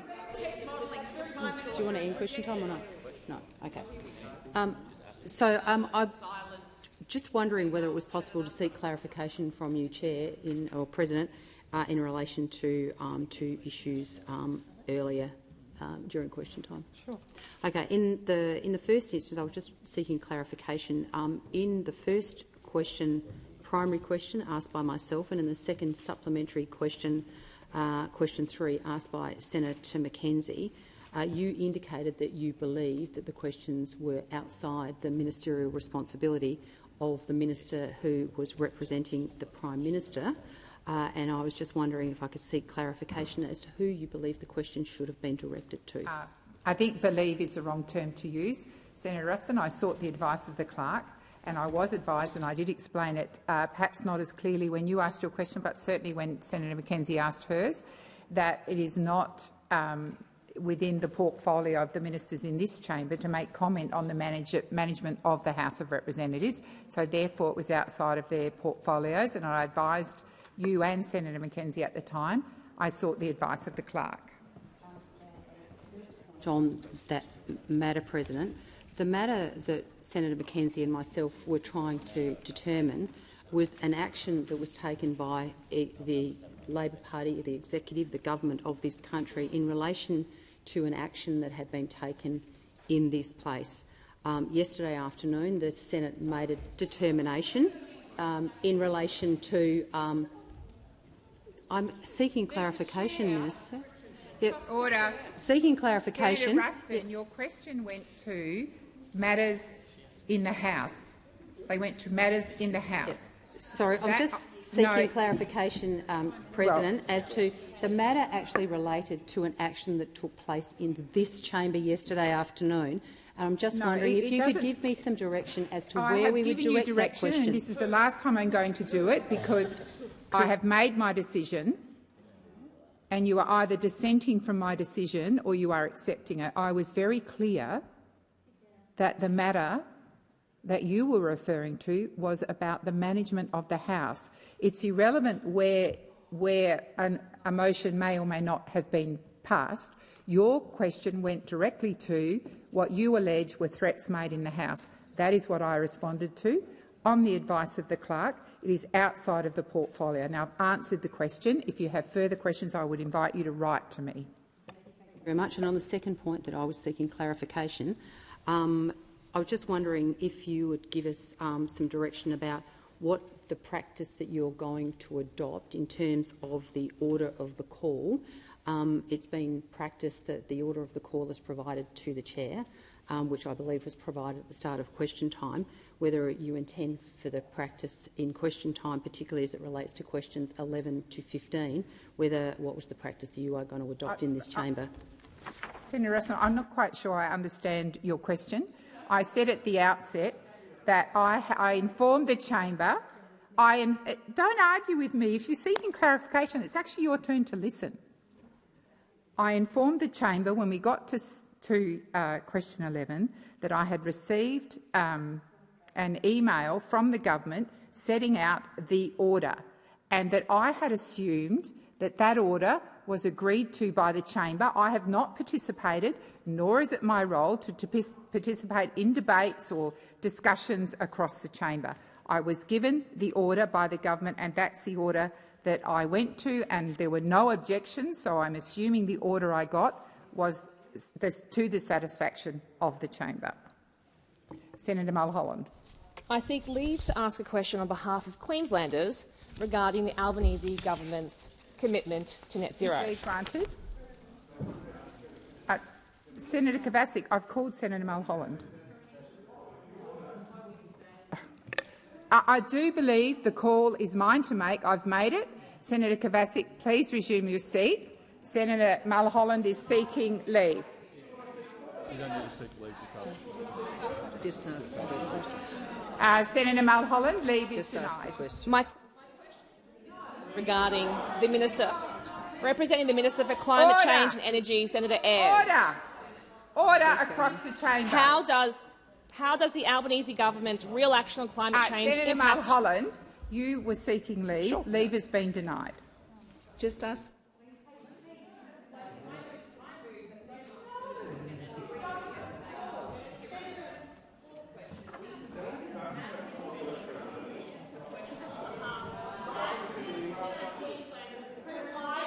Order, Senator Mulholland. Senator Mulholland, please resume your seat. Senator Kovacic, take your seat. I have made my call. It is not up for debating. I have given the call to Senator Mulholland. There's not a debate about this. Please, you can either continue standing, but I'm not giving you the call. I've not given you the call. Senator McGrath, I've asked the senator to resume her seat. No, Senator McGrath. Senator McGrath, resume your seat. Resume your seat. Resume your seat. Senator Kovacic, if you have a point of order at this point, but you have been standing and making a claim that you stood before Senator Mulholland, so I'm not engaging on that point of order. I've made my decision, but if you have a further point of order, I will entertain that point of order. Thank you. Thank you, Senator Kovacic. Stand on what basis, given what you have just noted in terms of the agreed list for questions, I'm not permitted to ask my question given I'm next on the list? Senator Kovacic, I have a list that has 15 names on it. We've done question 15. That was Senator Dean Smith. Any senator, as you know, can jump at any time. Senator Mulholland jumped, and I gave her the call.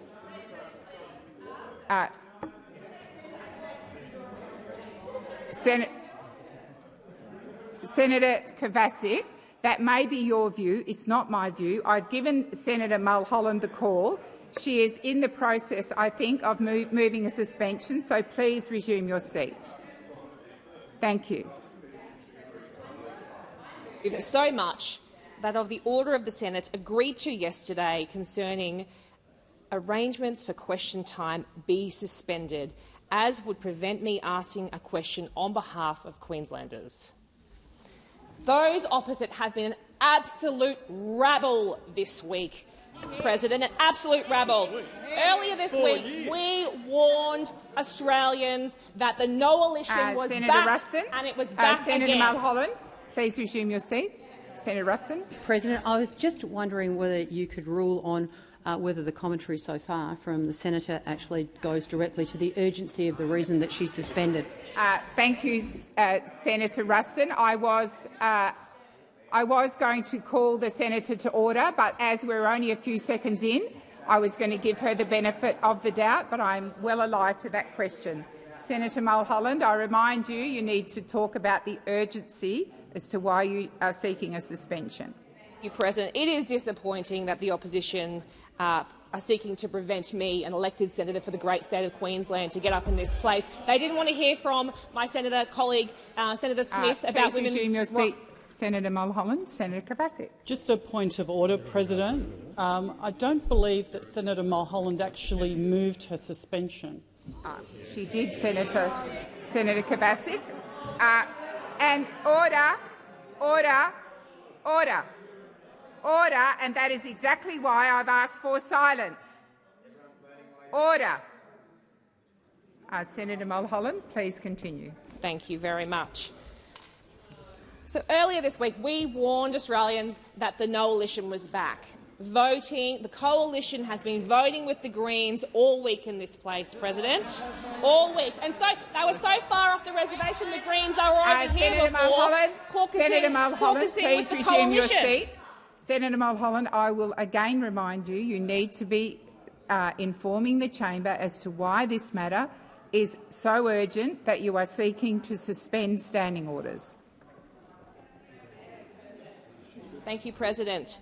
So we saw on Sunday my good colleague Senator Canavan on Insiders breaking from his usual schedule on Sky News, back-to-back interviews on Sky News, to go to Insiders to spread misinformation to the people of Queensland. So it is urgent. Please resume your seat. I'll just wait until there's silence, Senator Ruston. I'll wait until there is silence. Senator Ruston. On the matter that's currently before the chair, in terms of the urgency of the suspension, I do not believe that the senator is actually respecting your ruling, and that is that she needs to tell us why this matter is so important. Order. We have so many people in here with so many opinions. Senator Mulholland, I remind you once again, you need to inform the chamber as to why this matter is urgent. Thank you, President. So as I said, the urgency was complete misinformation being spread into Queensland, into Australia over the weekend by those opposite. And I'm surprised they don't want to hear it. They've never met a net zero question or motion they don't like to hear about. So I'm surprised they don't want to hear about this one. Farmers. I've spent a lot of time in regional Queensland recently, meeting with farmers, meeting with industry, and they want a consistent position from this opposition on net zero. Cane farmers, sugar millers in Mackay, they have been part of the net zero transition. I need to remind you again, you need to inform the chamber as to why your matter is urgent and why you are seeking to suspend standing orders. Thank you, President. It is urgent that we protect Queensland jobs. Queensland jobs in industry. They rely on this government to correct the record that was being spread over the weekend about misinformation of the modelling that just completely is being made up over there. So I've spent time with cane growers in Mackay. I've spent time with millers. These are people who are not just worried about net zero. They've been leading the pathway. They're not worried about it. They've been leading the pathway on net zero for decades. They have been turning cane biomass into ethanol for years. Senator Mulholland, I am really struggling to see what is the urgency of your suspension. You need to focus on why you are seeking to suspend standing orders. Senator McKenzie, I might be able to hear a little clearer if you are quiet. And I understand that those opposite might be uncomfortable with a woman asking a question in this place. They seem to be so upset about that today. And I know that they want to silence me on this matter. They're trying to silence their own colleagues on this matter. Mr Kennedy, the member for Cook, said I support net zero as a target. Frankly, it's an admirable target. Senator Hume, up the back there, I can see you up the back there. You noted the electorate has told us time and time again. Senator Mulholland, I've now lost count of the time that I have directed you to inform the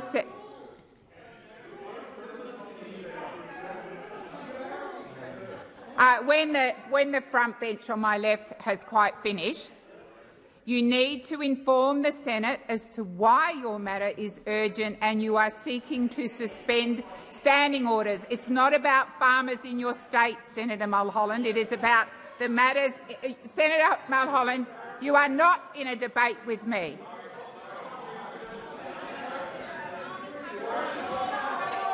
Order. Senator Mulholland, please resume your seat. Order on my left. Order on my left. The behaviour in this place is absolutely disgraceful and disrespectful. Order.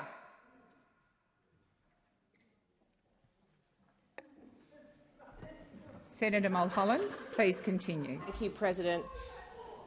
Farmers and industry in my state have a right to know. I have a right to ask this question on behalf of them. Please resume your seat.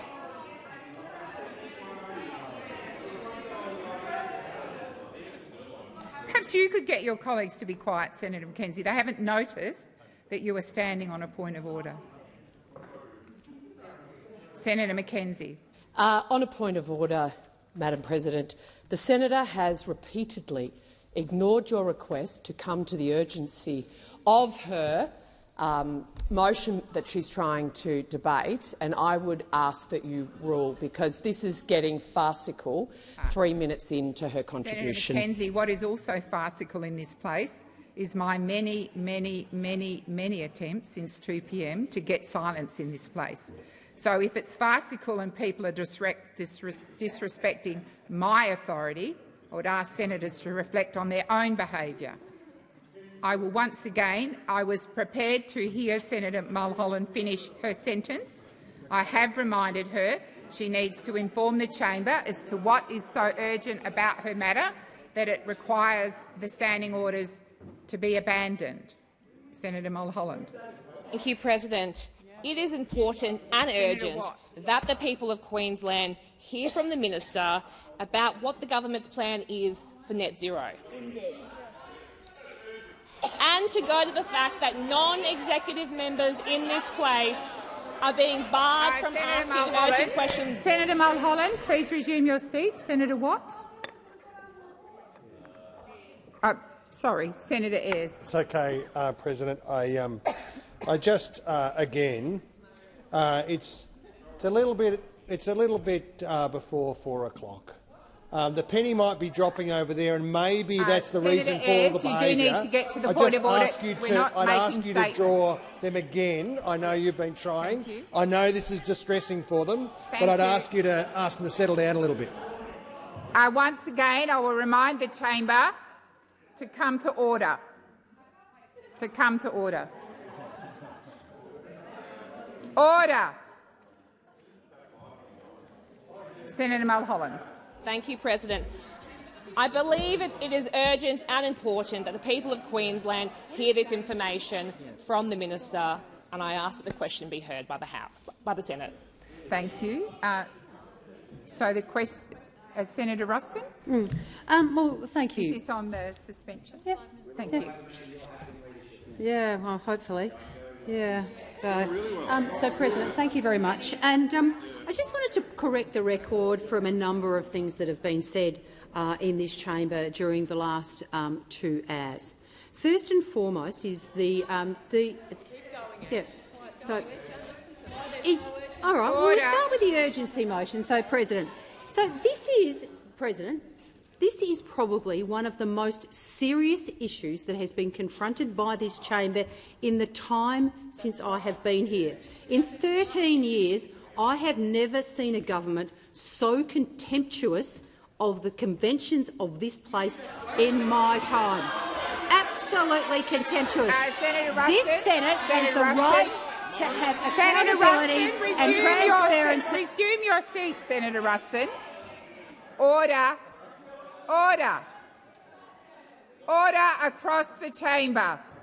Order. Senator Ruston, I am going to also remind you that you need to be putting a debate which opposes Senator Mulholland's motion to suspend. I'm prepared to hear you out, but I do want to hear that perspective, and I need to hear it in silence. Thank you very much, President. Well, the reason that I believe that it is very important that we do not suspend this House and this Senate and we allow it to continue to operate the way it was intended to operate today is because the importance of holding the government to account is being undermined by the continuous activities of those that are opposite. And I would remind those opposite about the importance of this particular provision, and that is, as I said, in the 13 years that I have been in this place, I have never seen a government more intent in avoiding transparency, avoiding accountability and, quite frankly, avoiding what needs to happen. Senator Ruston, please resume your seat. Order on my right. Minister Gallagher. Just drawing relevance, drawing you back to the acting leader of the opposition in the Senate should be relevant to the question before the chair, which is whether or not suspension should be moved. Thank you, Senator Ruston. I do remind you to be relevant to the suspension order and why you believe it's not necessary.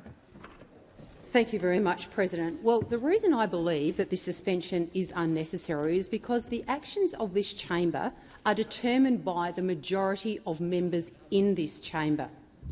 And the majority of members in this chamber yesterday determined what the order of business was going to be today. Now, the one thing that unfortunately you seem to have forgotten in the hubris of your coming into government is the fact that the rule of this chamber is determined by the majority, not by the government, who does not have a majority in this place. And so to come in here and constantly suspend on the basis that you just want to make some silly point about the processes, and they're talking about really serious issues. The serious issue that Senator Marielle Smith raised, a very, very serious issue that she raised. Order. But why didn't she ask the question during question time? Right. If it was so serious, Senator Smith, why did you not choose to ask it in the 3 questions that you're always able to ask on a Thursday? Equally, Senator Mulholland, why, if your question was so important, did you not ask it in the 3 questions that you are always able to ask on a Thursday? So there has been no restriction whatsoever in the number of questions that the government has been able to ask this Thursday than any other Thursday throughout the entire time of this particular parliament. So the reality is that we have got a very serious issue before this Senate. The very serious issue before this Senate is that you are still refusing to comply with the order of this Senate as per the motion moved by Senator Pocock to provide him with a document. So unless you are prepared to take seriously the will of this Senate, the majority of this Senate, then you continue to sit here in contempt of the Senate. There could be no more urgent or serious issue, President, than the fact that the Labor government, the minority number of people in this place, are showing complete contempt for a decision of the Senate. Contempt, absolute contempt, to table the document. So when you actually are prepared to come into this place and honour the greater will of this Senate, the majority of this Senate, when you're prepared to come into this place and actually accept the will of the Senate should prevail, then that will be when we accept the fact that you are not in contempt. But the reality is that things are different when they're not the same in this place because, as I said, you come in here and you are contemptuous. Senator Ruston, please resume your seat. Minister. Relevance. It sounds like the Leader of the Opposition in the Senate is about to embark on a new line of remarks and is not being relevant to the question before the chair, which is whether or not we should suspend. It sounded very much like she was about to quote something. Thank you, Minister Gallagher. I will listen carefully. I did think you were starting to drift, Senator Ruston, but I'll give you the benefit of the doubt and I'll continue to listen. Okay, look, thank you very much. And I think that exactly what we just saw as a point of order is the point at stake here, and that is every time anybody seeks to make any comment that would actually call the government out for its rank hypocrisy, its lack of transparency, its lack of accountability, they call a point of order and try and make sure they shut us down. Well, you can't shut the people of Australia down. We are sent here to do a job. This Senate has got a role to play, and the first thing that you need to realise is that the majority will of the Senate should prevail. Thank you, Senator Ruston. Minister Gallagher. Thank you very much. I welcome the opportunity to support the suspension that's been moved by Senator Mulholland and argued for very strongly. And it is a legitimate point that both Senator Smith and Senator Mulholland raised, which is the right, when representing their state, the good state of South Australia and Queensland in this place, that they be afforded the same rights as any other member of this place to ask a question. Senator Patterson. Yesterday— sorry. Once again, on my left, I ensured that your leader was heard in silence, and that respect will now go to Minister Gallagher. Minister Gallagher, please continue. Thank you very much. And to continue on there, the fact that we have senators here who are being restricted by a motion of this place in their ability to ask questions, not only today but in an ongoing sense, including restricting Mondays to just 2 questions for government senators. So for everyone who turns up to work here and works hard here, not allowed anything more than 2 questions on a Monday, 3 on any other sitting day, whilst everyone else is afforded the opportunity to ask a question. So we raise a legitimate point raised by Senator Mulholland and Senator Smith. You've had your 15 questions. We're moving into the next stage. They have every right to stand up and seek leave, just as you have a right to deny it, as you will continue to do, it seems, this afternoon.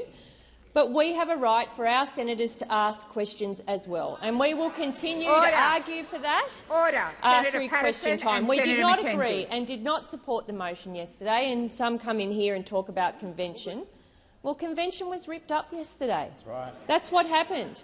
This chamber relies on a level of cooperation because it is a minority chamber. No one has the numbers. It relies on cooperation, and for a large part it does. For most people, they don't see those levels of cooperation because it is done collegiately, just as it is done on committee systems. But yesterday that changed. And of course, we have every right to defend our members of the government, and their right to ask questions through question time, which is what they're seeking to do.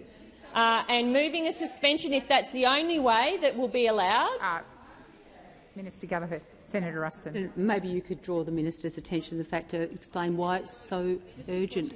The minister is explaining why it's urgent. Senator Ruston. Minister Gallagher. Senator Ruston, how embarrassing. I just literally said the word suspension when you jumped to your feet and said I wasn't being relevant. I literally said the reason why— Minister Gallagher, please resume your seat. Senator Ruston, is this a point of order? I wasn't talking about the suspension. I was asking you why it's so Senator Ruston, urgent. this is not a debating— we're not in committee stage debating across the chamber, although quite frankly it feels a bit like that. Minister Gallagher, please continue. Yeah, I think Senator Cash might have turned off the live stream by now, but oh God, what have they done? What have they done? Minister Gallagher, please order.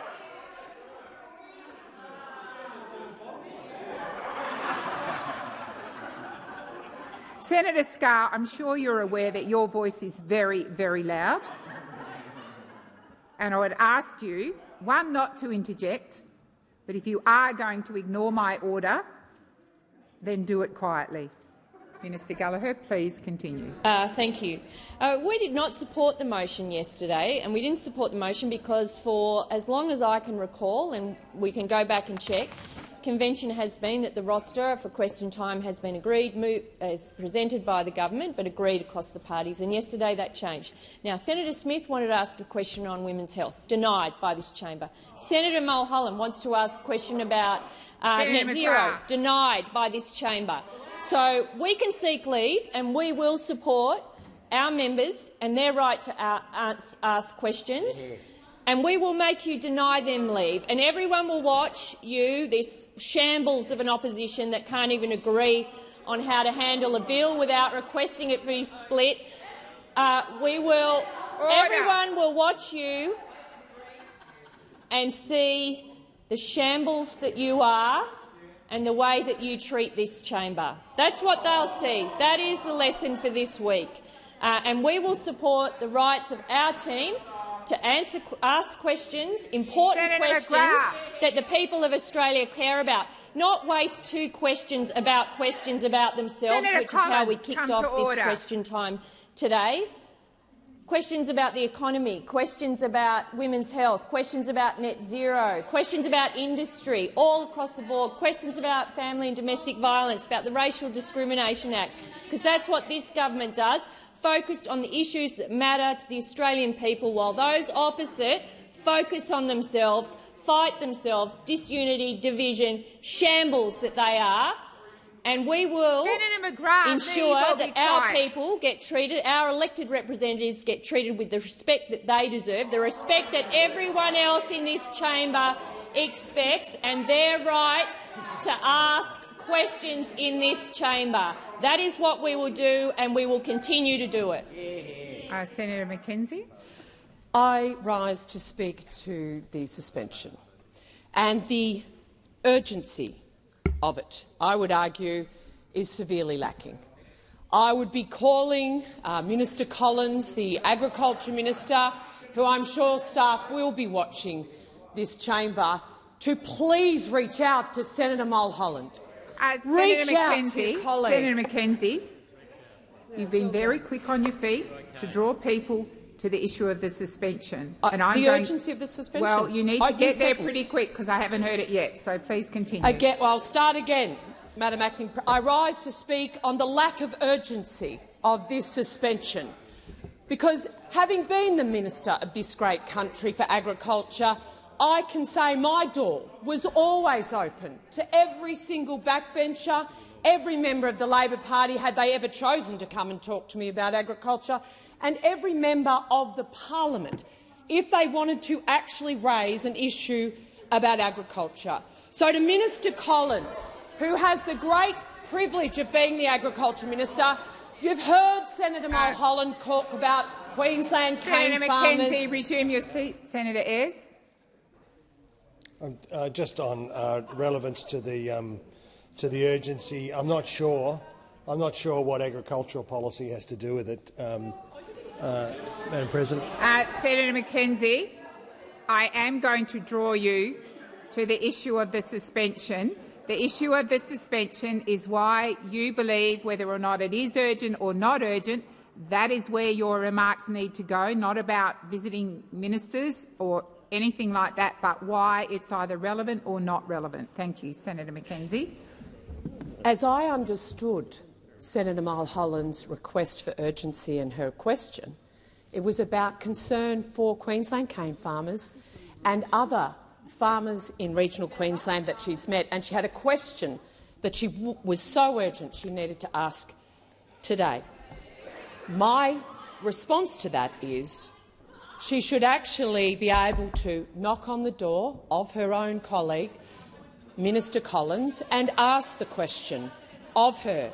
not just for the cane farmers. They might want to actually get involved in biofuels with their cane waste, the cattle industry up in northern Queensland, or indeed the importation of Philippine bananas. The suspension. I am on the suspension. Senator McKenzie, you're not in a debate with me. This is about the suspension of the Senate. The suspension of the Senate, which is being requested so a certain senator can ask questions about cane farmers in Queensland. I'm concerned that the Tactics Committee of the Labor government has not sought to prioritise Queensland cane farmers or indeed middle-aged women in Adelaide on behalf of Senator Smith, who lives just down the road from the Minister for Health. She could literally just go and ask Mark Butler on behalf of her constituents. She could even run a forum next weekend in Adelaide on the issue. Senator McKenzie, Senator McKenzie. Senator Polley. Through you, President, could you remind the good senator to use people's title? And as someone who was a minister, surely you would know you can't just go and knock on the door and see a minister when it suits you. Order. Order. Order. Order. Senator Polley, I did not take note as to whether Senator McKenzie referred to ministers by their correct titles. She usually does. But I am going to remind you, Senator McKenzie, it is not about whether ministers are available or not available. It's about the matter at hand, which is the suspension of the Senate, that the matter is so urgent or not urgent in your view that is at debate. So please focus your remarks on that. Be laser-light in my focus, Madam President. So, when Senator Mulholland was talking about the types of questions she wanted to ask, she referred to 2050, I think, as a time frame. That's a quarter of a century away. We have question time next week. And given it is, if the Labor Party's argument is that it is so urgent, I would argue the Labor Party executive has discerned that it's not urgent, because their own Question Time Tactics Committee put other questions ahead of Senator Mulholland's Queensland farmers, Senator Smith's issues around health. So it is not this chamber's role to do the Tactics Committee decision-making that Senator Gallagher and Senator Farrell are actually in charge of. Because what we are concerned about in this chamber is it's not a convention that's being broken. This question time was an order of the Senate, not a convention, an order of the Senate as of yesterday. And you are all in contempt of it because it's not a convention how this question time was meant to be operating on. The executive of this parliament, the executive branch of government of this parliament, is taking unprecedented steps to influence and coerce members of parliament. This chamber is sovereign, right? Sovereign under our constitution. And you might not like the orders of the Senate, but you have to comply with them. I am a former minister that had to comply with an order of the Senate to do something unprecedented, to appear before a Senate committee and answer questions. I respect this chamber, I respect its authority and I respect its sovereignty and my responsibilities, and I did that. The Labor Party's absolute ridiculous response here today has shown they are not up for being accountable and transparent as a government. They don't want to release documents. They don't want to be subjected to FOIs. They don't want their ministers to turn up and make explanations. Off the point again. It's about the suspension. The unprecedented action that this chamber took yesterday to change the way question time— thank you, Senator McKenzie. Minister Ayres. Thanks, President. Well, I would argue that the motion is urgent. It is urgent because it's important. It's urgent because it's important, and it's important because it goes to a series of questions that go to the question that the senator was proposing to ask itself. It goes materially to the urgency of that question. It goes to the rights of senators, particularly backbench senators in this Senate, 19 of them, who yesterday's resolution would disenfranchise entirely by deliberate design from a majority resolution of this Senate. And it's important and it's urgent because it goes to the conventions and the kind of modes of behaviour and the modes of operation that a minority chamber demands. That's why it's important and it's urgent. Senator McKenzie, come to order. I can tell you that in addition to that, it is urgent because what it does is exposes the lack of judgment, the lack of political judgment, the lack of interest in the democratic institutions that are engaged, the democratic principles that are engaged in this place. It is not a majority chamber. It is a chamber where there are a series of parties, none of whom commands a majority themselves. And what that means is that conventions really, really matter. That conventions really, really matter.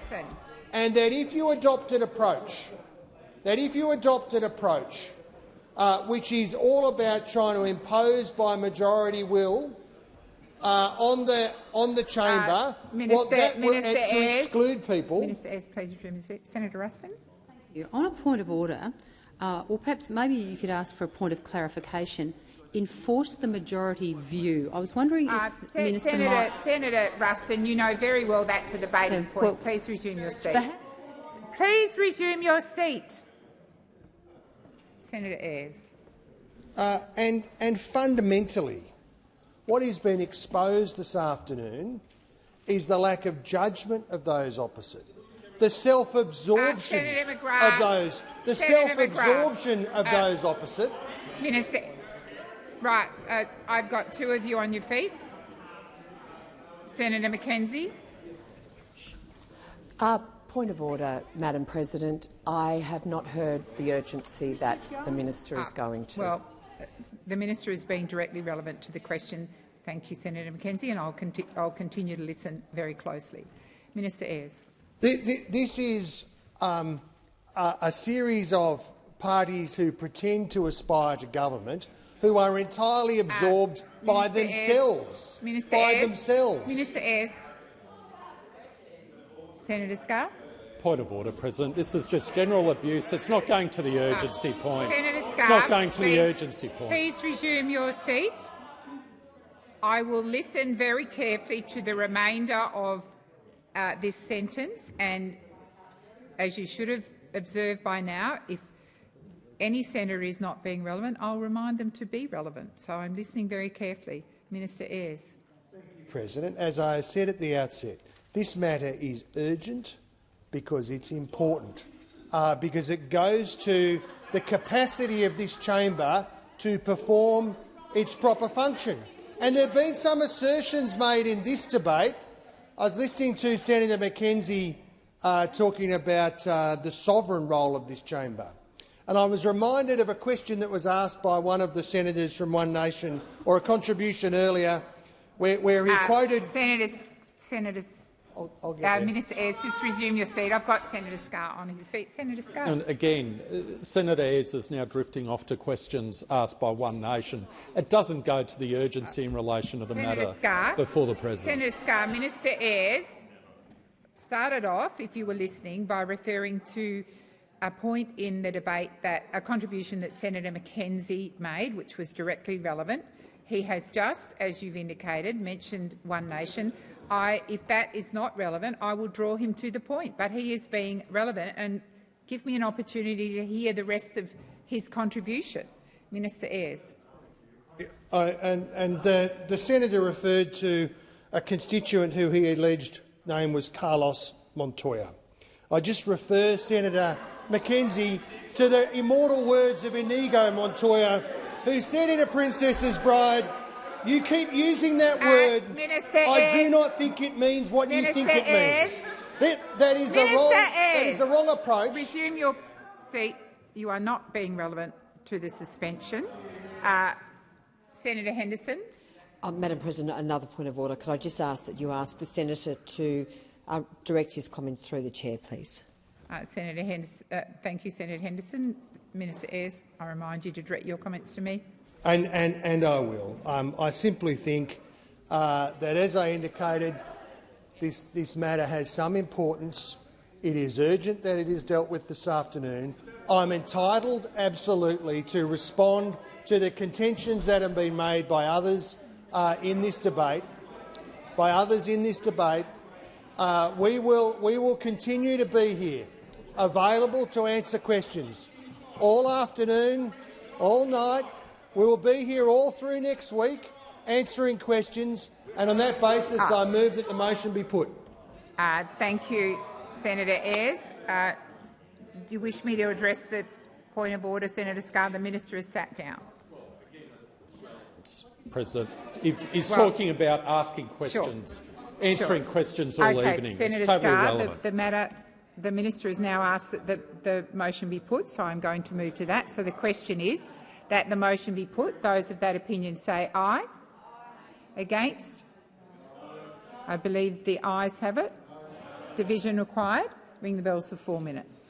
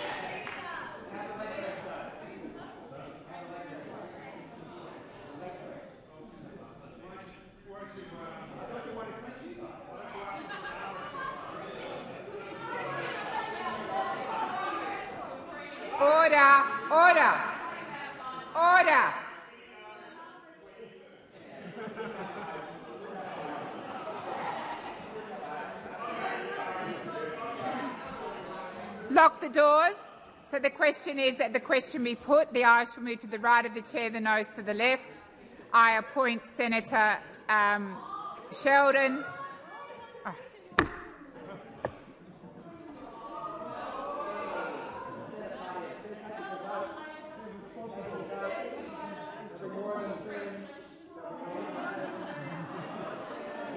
I am just wondering how long I have to stand here.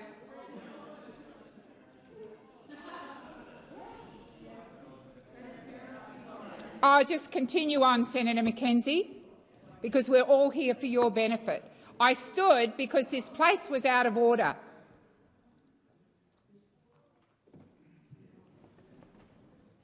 We are adults, and earlier this week we passed a motion about respect. And in the last 2.5 hours, I am really struggling to see that. It is one thing to have a robust debate. It is quite another to ignore me when I call for order.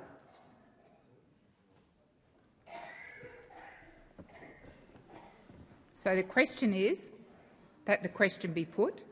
The ayes shall move to the right of the chair and the noes to the left.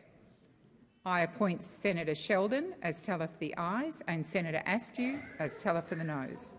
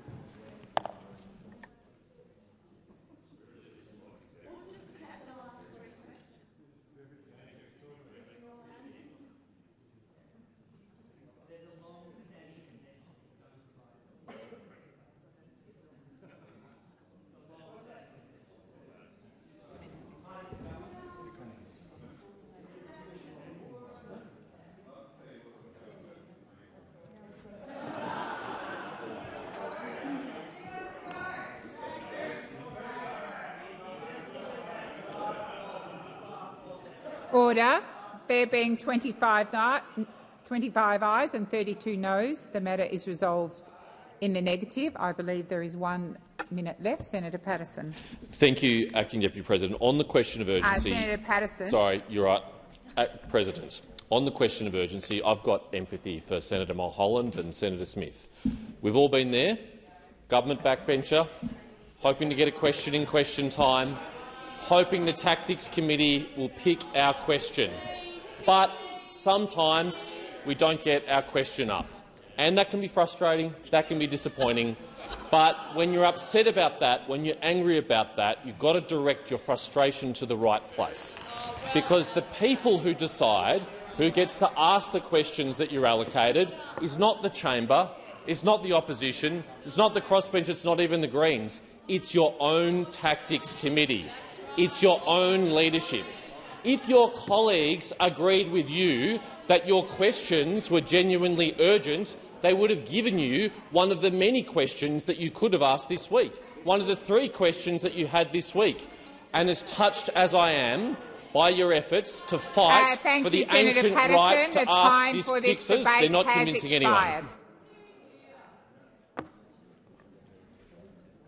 Senator Kovacic. I'm ready for my question. Thank you. My question is to the Minister representing the Prime Minister. Senator Kovacic, I thought you were on a point of order. We now need to put the question on the suspension. Oh, I thought we were over time. Thank you.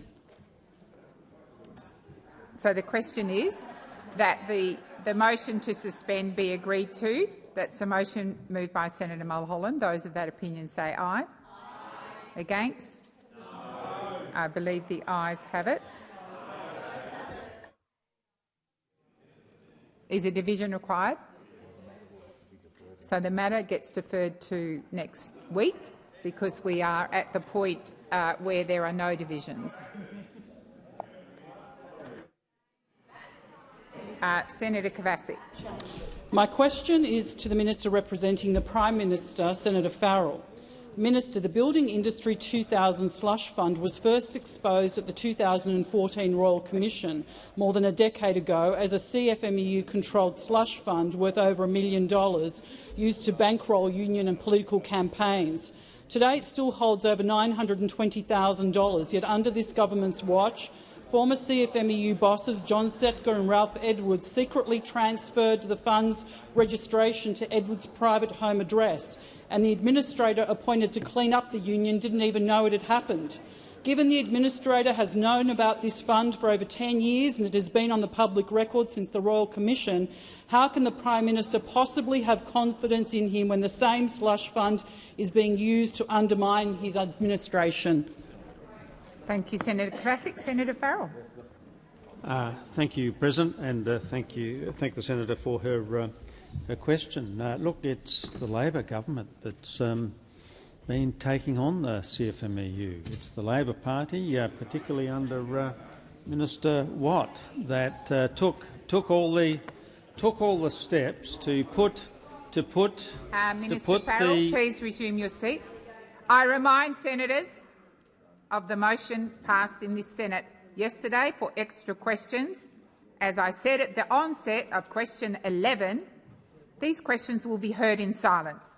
If you can't maintain your silence, please leave the Senate. Minister Farrell, please continue. Thank you, President, and thank you for that protection. Look, it's this Labor government that has been taking the action against the rogue CFMEU. You had all these organisations in place to try and deal with it, and none of them did the job. It's the Labor government. It's the Labor government led by Prime Minister Albanese, and I'll point out that it was Prime Minister Albanese who expelled John Setka from the Labor Party. Not only have we taken action against the union, we've taken against McGrath, which part of my request for silence did you not understand? So I totally reject the premise of your question, Senator. This is I mentioned before, and I'll say it again. This is an action government. This is an action government. Where we see a problem, we act. Minister Farrell, please resume your seat. Senator McKenzie. On a point of order, direct relevance, Madam President, the Minister hasn't gone anywhere near the fund that the senator mentioned in her question. He knows that Premier Malinowskis— That's enough. We're not having statements. The Minister is being relevant to the question, and I'll continue to listen carefully, and if he isn't, I will draw him back to the question. Minister Farrell. Are you finished? Senator Kovacic, first supplementary. Thank you. There was no answer to my initial question. However, Minister, if the administrator didn't even know this transfer had occurred, how can Australians have any confidence that he is in control or that Minister Rishworth is? Does the Prime Minister still have confidence in his minister, given that she doesn't know what's happening under her watch, or she simply does not care? Thank you, Senator Kovacic. Minister Farrell. Thank you, President, and thank Senator Kovacic for her first supplementary question. I would have no doubt that the Prime Minister has the greatest confidence in Minister Rishworth. I've known Minister Rishworth for a very, very long time. I also have the greatest of confidence in her. If anybody can deal with the issues of corruption and other issues in the CFMEU, it will be Minister Rishworth. She's full bottle on all of these issues, and I think she's absolutely the perfect person to be taking it up to the CFMEU, and she will get to the bottom of all of these things, have no doubt. Thank you, Minister. The time for answering has expired. Senator Kovacic, second supplementary. Can the minister confirm that Mr Zack Smith is still a member of the ALP National Executive? Senator Kovacic, I believe that is not a portfolio question. That goes to party machinery. But I would invite the minister, Senator Kovacic, I would invite the minister to respond in whatever way he thinks is appropriate. Minister Farrell. Thank you, President. Look, I don't know, but I'll find out for you. Thank you, Minister. Senator Farrell. I'll beg your pardon. Sorry, Senator Kovacic. I think you've got a second supplementary. No, you've finished. Senator Sheldon. I seek leave to ask a question on behalf of the State of New South Wales regarding smelting in the Australian manufacturing sector. Is leave granted? Leave is not granted. Senator Sheldon. Senator Ananda Raja. Thank you, President. I seek leave to ask a question on behalf of the State of Victoria regarding the Pharmaceutical Benefits Scheme. Is leave granted? Leave is not granted. Senator Ananda Raja. Senator Ruston. Thank you. My question is to the Minister representing the Minister for Health and Ageing.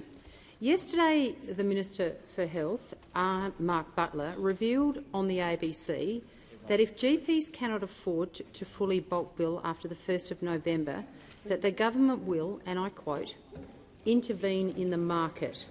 Can the minister please outline how the government intends to intervene in the market and what the impact that would have on a small family practice? Thank you, Senator Ruston. Minister McAllister. Thank you very much, President. Well, the government is determined to defend the principle of universal health care. We believe that that is critical for Australians, and we want to make sure as many Australians as possible can access bulk billing.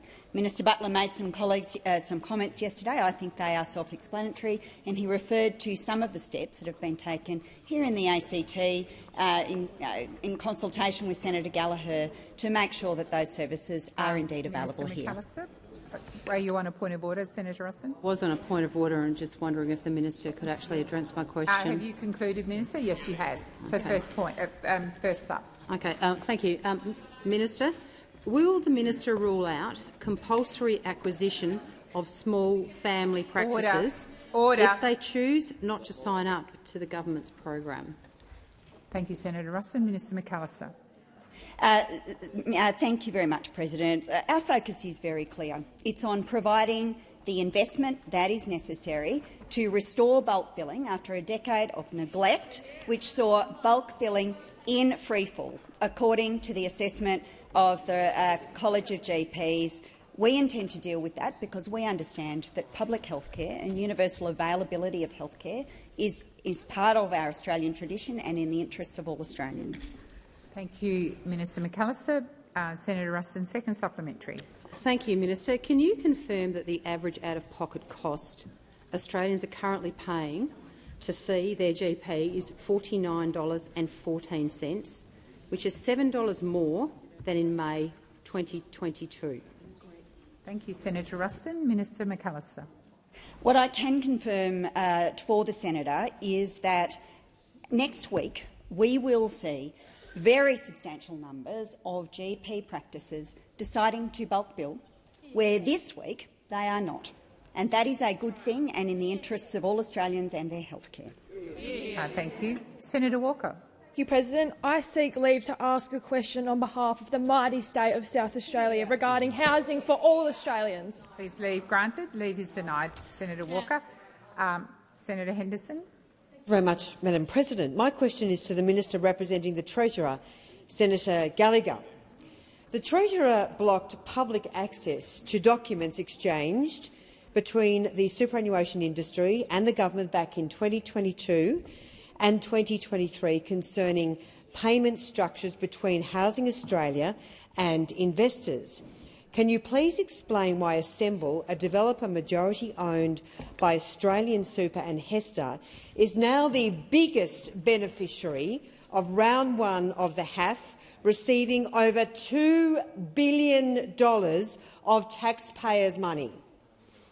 Thank you, Senator Henderson. Minister Gallagher. Thank you, President. I thank Senator Henderson for the question, going back into the question archives to get that one from 2022, none less. On superannuation, there is no greater supporter than superannuation and of superannuation than the Treasurer, and as the Senator knows, all applications to the Housing Australia Future Fund and decisions about the fund and the first round offers are all handled independently of government. Thank you, Minister. Senator Henderson, first supplementary. Minister, can you please tell the Senate what the super funds told the government to do when you were consulting with them on the creation of the Housing Australia Future Fund? Thank you, Senator Henderson. Minister Gallagher. There was a wide range of discussions with superannuation firms as part of the work that was done on housing in general. I'm not in a position. I can't summarise what would be 3.5 years of discussions across government, across departments, and across relevant ministers here in the chamber today. Thank you, Minister. Senator Deleija are you second sup? Sorry, Senator Henderson, and I'm going to Senator Deleija. Minister, community housing providers have expressed significant concerns about for-profit entities like big super funds being involved in social and affordable housing, with an anonymous provider telling the ABC, and I quote, "If you can make a 6% return out of social and affordable housing, you can't be managing your tenants very well." Does the government believe the super funds are the best landlords for Australians? Thank you, Senator Henderson. Minister Gallagher.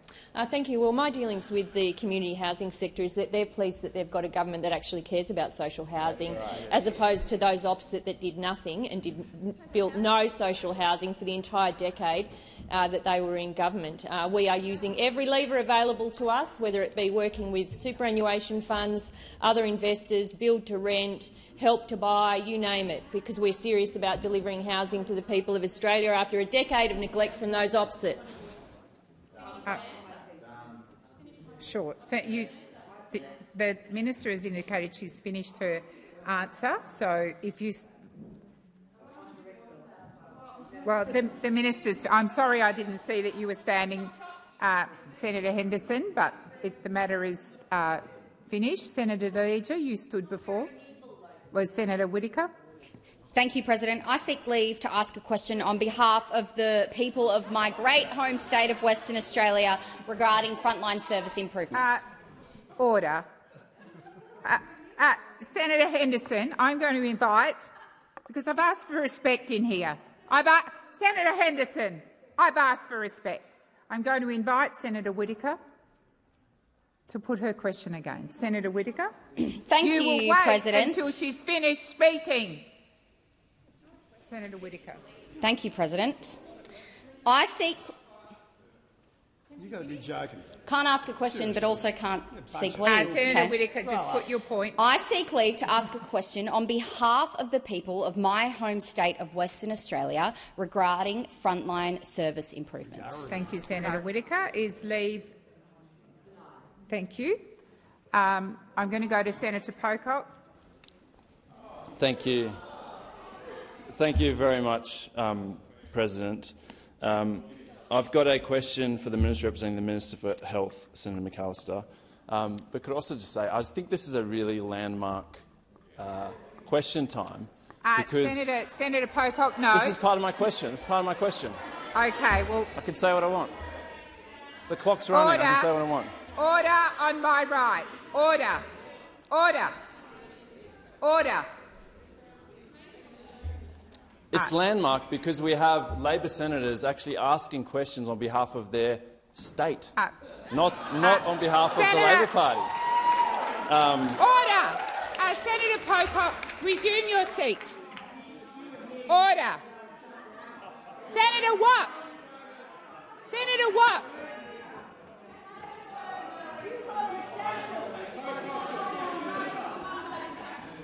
In your own time, Senator McKenzie. I'm standing. Senator Pocock, I reminded the Senate at question 11 that questions would be heard in silence. I have reminded the Senate most of the afternoon that I want respect in this place, in line with the motion that we moved earlier in the week. You stood up to ask a question and you had to have a go. So if you have a question, ask it of Minister McAllister as you outlined. Thank you very much, President. I thought I was pointing out a fact, but how Sorry, many— Senator Pocock, please resume your seat. I'd ask Senator Pocock to withdraw his remarks, given that, due to his actions, Labor senators were Senator prevented Watt. from asking questions Senator on behalf Watt. of their state. So Senator Watt. perhaps he could withdraw his Senator invitation. Watt. Senator Watt, that is a debating point. Senator Pocock, please continue with Thank your you, question. President. Minister, how many Order. Order. Minister, how many GP practices in the ACT have signed up to My Medicare and expressed interest to bulk bill all services from the 1st of November? Thank you, Senator Pocock. Minister McAllister. Thanks very much, President, and I thank Senator Pocock for the question. As you know, I think, Senator, Canberra has quite long-standing issues with GP availability, and it is in fact on that basis that the government has acted to try and establish arrangements so that Canberrans and people in the ACT can, in fact, attend bulk billing services, and indeed Labor's healthcare plan for the ACT will deliver a $24.3 million package to deliver 3 new fully bulk billed G practices with a $10.5 million bulk billing GP attraction initiative to attract new general practitioners to Canberra to address these issues, which, as you know, I think are long-standing. Thank you, Minister. Senator Pocock, first supplementary. Thank you, President, and thank you, Minister. I do really appreciate the additional investment in GP and the acknowledgement that we do have one of the lowest bulk billing rates in the country. But I'm interested how many GP practices in the ACT have signed up to My Medicare and expressed interest to fully bulk bill from the 1st of November. Thank you, Senator Pocock. Minister McAllister. Thank you very much. Well, as I've indicated, Senator Pocock, we are determined to restore bulk billing for Australians, and we recognise the challenges in the ACT. It is why we are making the investments that I referred to in my answer to your primary question, because we understand that this matters. Second supplementary, Senator Pocock. Thank you, President. And again, Minister, I really welcome the additional investment, but I can maybe take from your answer that no clinics have signed up to My Medicare to fully bulk bill from the 1st of November. Can the government explain why bulk billing for ultrasounds, MRIs and CTs has roughly halved in the ACT over the past year? Thank you, Senator Pocock. Minister McAllister. In relation to the first part of Senator Pocock's question, no, he cannot assume that. He should not assume that on the basis of my answer. And again, I refer Senator Pocock to the challenges that we are facing right across the country, but particularly in the ACT in relation to access to bulk billed services. We understand on this side of the chamber that that requires a response, and it's on that basis that we went to the election with an $8.5 billion investment to lift bulk billing and to lift access to bulk billing services, because there is a great deal to do to restore the damage that was done by those opposite over their period in government when they ripped the heart, or sought to rip the heart, out of funding for Medicare. Thank you. Senator De Leger.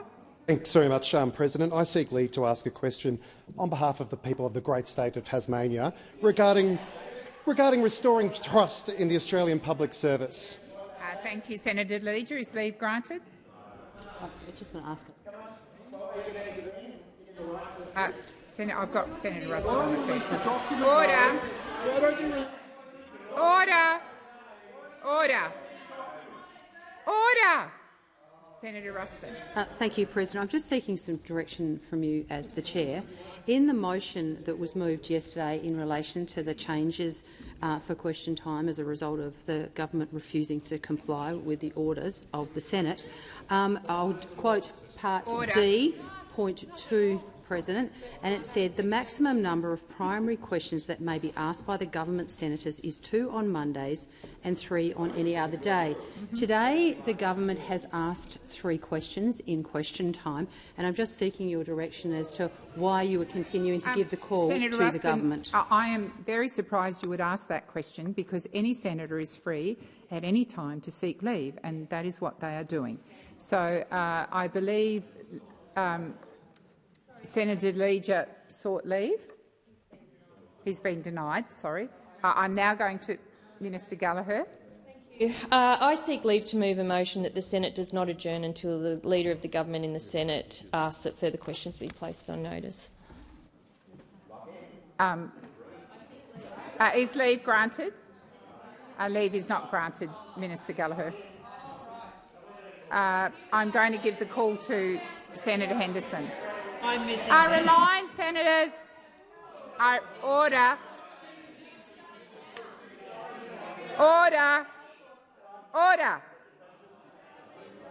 order across the chamber. Order. I've got Senator Hanson-Young on her feet. I remind senators that I said at question 11 there would be silence, and that I remind senators of the motion we passed earlier in the week about respect. I don't mind robust debate. That is what we are here for, but it will be respectful, and that includes not interjecting and not interjecting across the chamber. And when I ask for order, you need to come to order. Senator Hanson-Young. Thank you, President. I seek leave to give a notice of motion, and I just the reason I'm asking for this, President, if I could just let you know, is that I would like to get this motion, give notice of this motion before 5:30, given that's the adjournment date. And earlier today there was a confusion over the timing of when notice of motions was called, and I would like to be able to give a notice of motion for another day.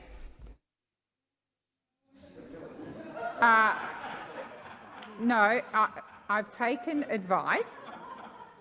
I believe that the senator can seek leave. It is unusual, but she can seek leave. It's up to the chamber whether she's given leave or not. Senator Hanson-Young. Have I been given leave? Yes, you have. Yes. Okay. Thank you. On the next day of sitting, I will move a motion relating to the hearing dates for the Environment and Communications Legislation Committee. Thank you, Senator Hanson-Young. Senator Patterson. Thank you, President. My question is to the Minister representing the Treasurer, Senator Gallagher. Following yesterday's confirmation of a shock rise in inflation to 3.2%, economist Saul Eslake said today's September quarter inflation numbers were an absolute shocker and have ruled out whatever chance there was of the Reserve Bank of Australia cutting its cash rate at next week's Monetary Policy Board meeting. The ABC's Alan Kohler said yesterday's numbers were generally seen as a very ugly report, noted that the annual rate for the last 6 months was actually 4.2%, and that odds of a November rate cut were now zero. Minister, do you agree with RBA Governor Michelle Bullock that these numbers, fuelled by out-of-control government spending, are a material miss which will hurt Australian mortgage payers? Thank you, Senator Patterson. Minister Gallagher. Thank you, and I appreciate the question from Senator Patterson. At 5 o'clock, some 3 hours in, we get to dealing with the shadow finance spokesperson on matters on the economy. I do agree that Senator Patterson routinely verbals the Reserve Bank Governor, and he's done that again today. As Senator Patterson knows, we've got inflation down, debt down, real wages are growing, unemployment low, interest rates have fallen 3 times. There is more work to do, and this is a government that's rolling its sleeves up and doing it. Senator Patterson, first supplementary. Thank you, President. Yesterday's figures confirmed electricity costs annually have risen 23.6%. KPMG's chief economist, Brendan Rinnie, said, and I quote, "We knew there was going to be an uptick in inflation once electricity rebates were wound back, but unfortunately today's spike is much higher than any of us anticipated." Will the minister finally admit the government's promise to reduce power prices is now in tatters, causing more pain to Australian households? Thank you, Senator Patterson. Minister Gallagher. The government will always support Australian households with cost of living pressure, and those opposite are the ones that have voted against it time and time again.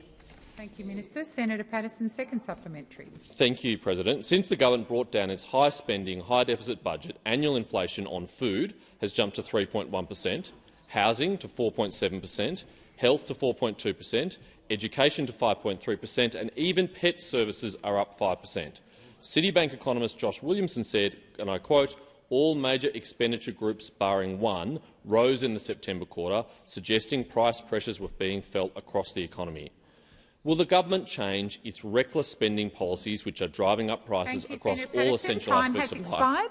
Minister Gallagher. Thank you. Well, we know those opposite. We know what they want to do. They want to cut Medicare, they want to cut payments to people, they want to cut pensions, they want to cut the public service. Nothing has changed from the shambles of an opposition that went to the last election. They keep going on about out-of-control spending. What they don't say is Medicare, pensions, payments will all be cut if they ever got back into government again, and this government takes a responsible approach and will continue to do so.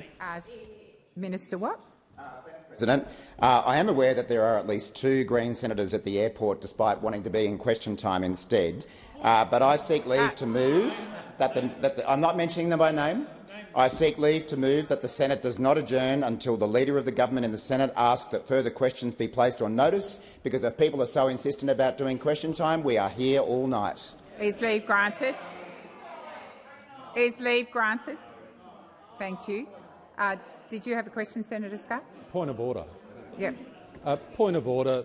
Senator Watt reflected on the absence of 2 Green senators. He should withdraw that reflection. Scarr, he really should. He didn't name anyone. The custom is that you don't name senators if they are absent from the chamber. They were not named. Senator Hanson-Young. Thank you, President. I mean, we are partly in this mess because there's a particular senator who is not here, and it's Senator Wong who isn't at the table. So let's just not. Let's not just get into pettiness right now. Senator Hanson-Young.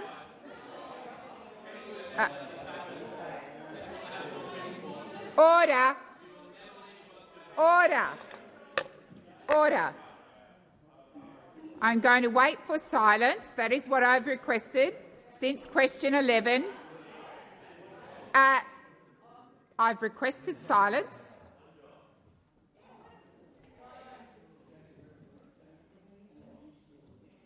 Seriously. Senator Ruston, which bit did you miss? I've requested silence. I'm waiting for it. Senator Ruston. Senator Ruston. Just wondering if you might ask Senator Steele to withdraw. Well, I didn't hear what was said. Thank you, Senator Shoebridge. If I need your intervention, I will ask for it. Senator Steele, I'm sure, will withdraw. President, I certainly will. There was a number of things I said, but I'll withdraw the whole lot. Thank you. I have Senator Shoebridge. Senator Shoebridge on a question. Yeah. Oh, thanks, President. My question is to the Minister representing the Minister for Defence. Minister, as highlighted in Crikey today, your government decided to breach the standard payment terms of 30 days to rush through a $798 million payment to the US under AUKUS in May. Why did your government abandon Commonwealth procurement rules to rush through this payment to Donald Trump in May in just 24 hours? Thank you, Senator Shoebridge. Minister McAllister. Thank you, President, and thank you, Senator Shoebridge. As I indicated in answer to the question you asked earlier, the government is wholly committed to advancing the AUKUS arrangements, particularly in relation to the acquisition of submarine capability. And as we have canvassed on many occasions in the estimates hearings, that includes an agreement that we have formed with the United States to uplift their industrial base. We don't step away from those agreements. And we don't stand a step away from our commitment to AUKUS because we believe it is in the nation's national interests. Thank you, Minister. Senator Shoebridge, first supplementary. Minister, thank you for reiterating your commitment to spending $375 billion of public money on nuclear submarines we won't get. But could you please answer the question as to why your government, in this case the Australian Submarine Agency, decided to breach Commonwealth procurement rules to rush a $798 million payment through to Donald Trump in just 24 hours? Thank you, Senator Shoebridge. Minister McAllister. Thank you, President. Well, the schedule of payments and the fact of those is well established and well understood as part of the arrangements with the United States, and indeed we have arrangements with the United Kingdom as part of the AUKUS framework overall. Senator Shoebridge, second supplementary. Well, Minister, that's a fascinating statement that the schedule of payments is well known. Your government has refused to publish the schedule of payments, refused to provide them to the public, refused to tell us when the next payment will be made. If the schedule of payments is so well known, why won't you produce them to the public, and why won't you tell us when the next payment's due? Minister McAllister. As I indicated to you in my answer to your first supplementary question, the fact of the schedule is well known, and the fact of our arrangements with the United States in this dimension of the AUKUS agreement Minister McAllister, please resume your seat. Senator Shoebridge, you may have missed it. I said from question 11 onwards that this place, questions and answers, would be heard in silence. That applies to you. Please continue, Minister. You've finished. Senator Sterle. Well, thank you, President. Now, I seek leave to ask a question on behalf of the engine room of the nation, the economy, and a state that sends 5 brilliant senators, Labor senators here, Western Australia, regarding Commonwealth Government procurement and Buy Australia plan. Thank you, Senator Sterle. Is leave granted? Leave is not granted, Senator Sterle. Senator Canavan. Thank you, Madam President. As we are aware, this week— my question is for the Minister for Industry and Science, Senator Ayres. As I'm sure he's aware, this week the operators of the Tomago aluminium smelter announced they may be imminently closing as higher power prices destroy the viability of this great facility. On this news, Tomago's operators said, and I quote, "We have enjoyed the benefit of affordable coal-based contracts for the last 40 years of operation," actually from Tomago's perspective. Minister, cheap coal-fired energy has powered this facility for 40 years, and just 4 years into this government's renewable obsession, they are looking to shut down. When will this government admit that its obsession with renewable energy targets over everything else is destroying Australian manufacturing jobs? Thank you, Senator Canavan. Minister Ayres. Well, President, Senator Canavan has indeed mischaracterised what the owners of that facility said. They said this week that they were unable to secure power contracts, coal, renewable or otherwise, and I know that you will continue to do that. I mean, how much can a koala bear, Senator Canavan? This government will keep working on these issues as you would expect that we would. Senator Canavan, first supplementary. Thank you, Madam President. Minister, the thermal coal that Tomago relied upon to power its smelter is the best and cleanest coal in the world in the Hunter Valley. Near Tomago is Newcastle. It's the world's biggest coal port, from where we send that coal to the world, including to China, who produces 60% of the world's aluminium. Minister, why is it okay for us to send Australian coal to China to create aluminium jobs there, but not okay for us to use Australian coal here to create Australian jobs in our country? Thank you, Senator Canavan. Minister Ayres. Because we're for blue-collar jobs and for maintaining the cheapest possible electricity in Australia, and your plan would mean less jobs and would smash blue-collar industry in this country. I remind those senators on my left that since question 11, I have asked for silence, and that is what will happen in this chamber. Minister Ayres, please continue. You've finished. Senator Canavan, second supplementary. Thank you, Madam President. Look, earlier this year, yourself, along with the Prime Minister, travelled to Tomago and told the workers there that we're switching to reliable electricity from Gladstone to Portland and Bell Bay to Tomago. Minister, the Bell Bay smelter risks imminent closure. Tomago is knocking on death's door, and the Portland and Boyne Island smelters are battling against skyrocketing power costs too. The government's reckless and renewable energy plan has failed, and it's sending manufacturing jobs offshore. When will you change course and protect Australian jobs? Thank you, Senator Canavan. Minister Ayres. Well, we'll always protect Australian jobs. We've demonstrated over the course of just the last few months how hard we'll work on behalf of jobs, including in Queensland, including at the Boyne Island smelter, which is out there now underwriting wind contracts, solar contracts, being supported by the LNP Queensland government too. Senator Cox. Thank you, President. I seek leave to ask a question on behalf of my constituents from the state of Western Australia regarding environmental law reform. Is leave granted?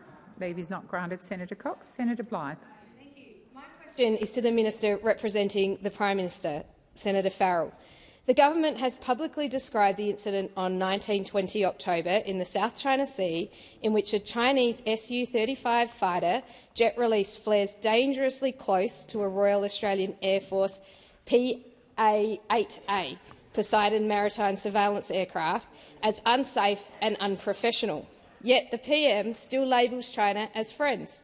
What is the government's view of the incident, and does the PM truly believe China is our friend? And how is Australia ensuring its aircraft and crew are safe in the region? Thank you, Senator Blyth. Minister Farrell. Thank you, President, and thank the Senator for her question. And the Australian government places the highest priority on the protection and defence of our military, whether they're at sea, on land, or in the air. There's no greater responsibility that this government has to ensure that our defence forces are protected.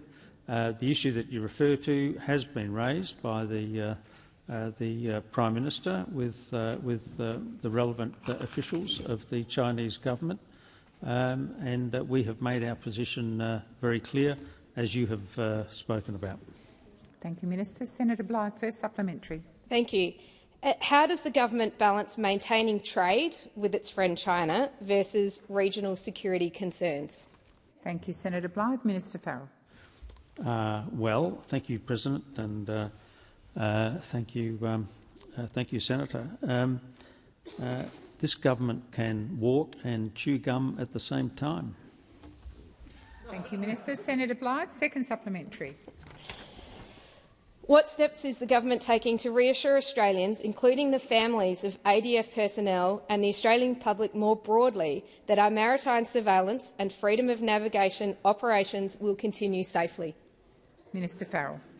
Thank you, President, and thank the Senator for her second supplementary question. Well, Senator, we're spending $365 million to build submarines to do exactly, and they're being built, in your home state Farrell, of South Australia. Your seat.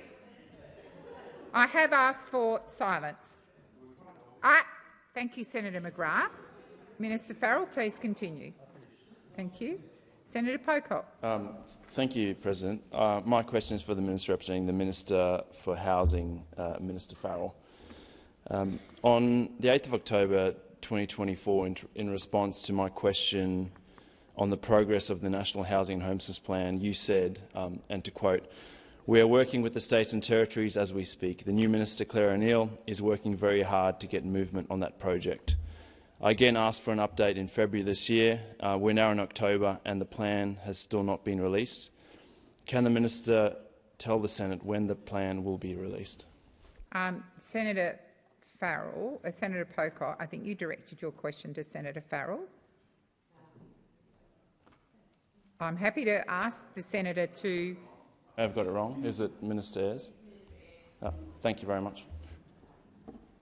Minister Ayres. Well, this government has an ambitious program for housing. It's worth many tens of billions of dollars. It's focused on supply, and it's also focused on supplying people with the opportunity, young Australians, for 5% home deposits, and we're getting on with it. Senator Pocock, first supplementary. Thank you, President. I appreciate the many things that the Labor government is doing in terms of housing, but one of them that we haven't seen is the National Housing and Homelessness Plan, which was promised at the 2022 election, and I was hoping if the minister would give an update to the Senate as to when that will be finalised. Thank you, Senator Pocock. Minister Ayres. Well, the minister is working hard on that process.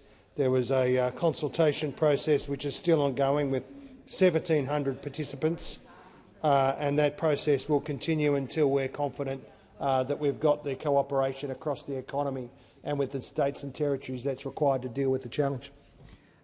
Senator Pocock, second supplementary. Order. Thank you, President. Minister, I've heard from stakeholders who are concerned that there may never be a national housing and homelessness plan, and can the Labor government commit today that there will in fact be one by the end of this term? Minister Ayres. Well, that's a document. Our plan is to get on $43 billion to address housing availability and affordability, helping people with lower home deposits, smaller mortgages, and 100,000 new homes just for first home buyers. Order. Order. Order. I'm going to Senator Grogan. I seek leave to ask a question on behalf of the great state of South Australia. Noting I will be the third person to have an attempt at trying to get a question asked on behalf of the good people of South Australia on this afternoon. And my question, should leave be granted, is related to digital ID and how it will assist renters. Is leave given? Leave is denied. Thank you. Senator McDonald. My question is to the Minister for the Environment. Minister, your EPBC changes will negatively impact our mining sector. It will delay approvals. It will undermine our economy, and it will not deliver better environmental outcomes. How many current mining approvals will be forced to comply with new conditions, or do you guarantee no retrospective changes? Good. Thank you, Senator McDonald. Minister Watt. Thanks, President, and thanks, Senator McDonald. I might just also make the point that it should be very clear to all watching that it is the opposition and the Greens who have prevented this parliament continue sitting and answering questions this afternoon. We're prepared to stay as long as anyone wants, as long as anyone's got questions. But twice we've attempted to move to not adjourn until the Leader of the Government in the Senate asks that further questions be placed on notice, and it would appear that Senator Pocock, for all of his posturing, the opposition for all of their posturing, the Greens, don't want to stay and ask questions. Senator McDonald. Relevance. I think the minister. Have you finished answering, Minister?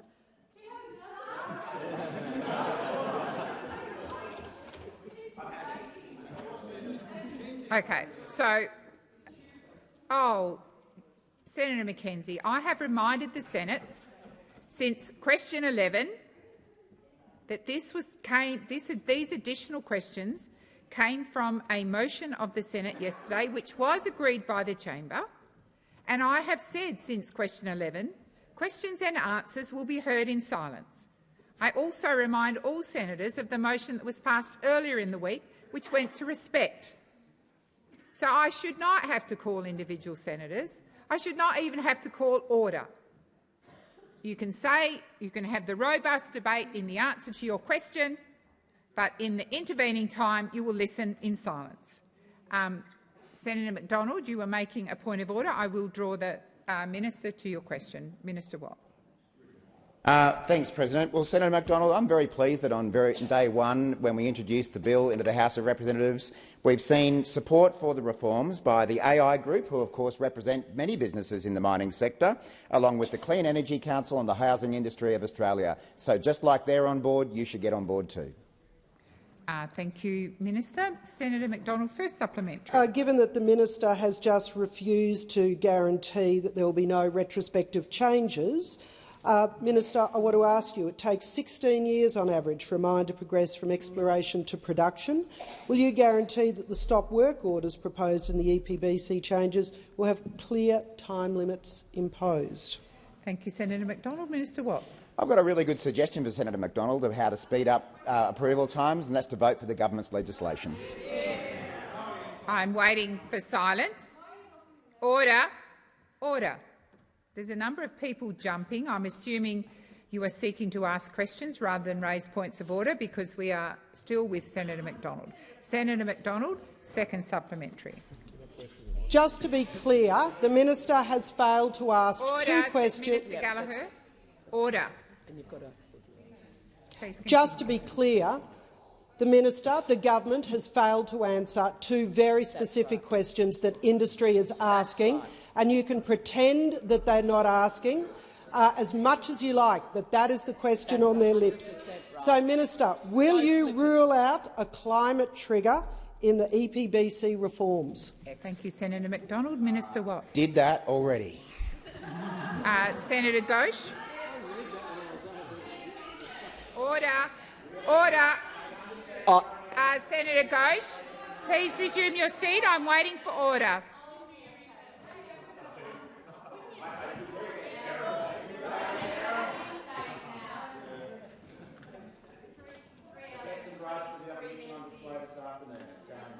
I'm still waiting for order. Senator Ghosh. I seek leave to ask a question on behalf of the State of Western Australia concerning junior rangers. Is leave granted? Leave is not granted, Senator Ghosh. Thank you. I'm going to go to Senator Hodgins-May. Thank you, President. I seek leave to table a non-conforming petition. Is leave granted? It was agreed earlier. No, leave is not granted, Senator Hodgins-May. Senator Colbeck.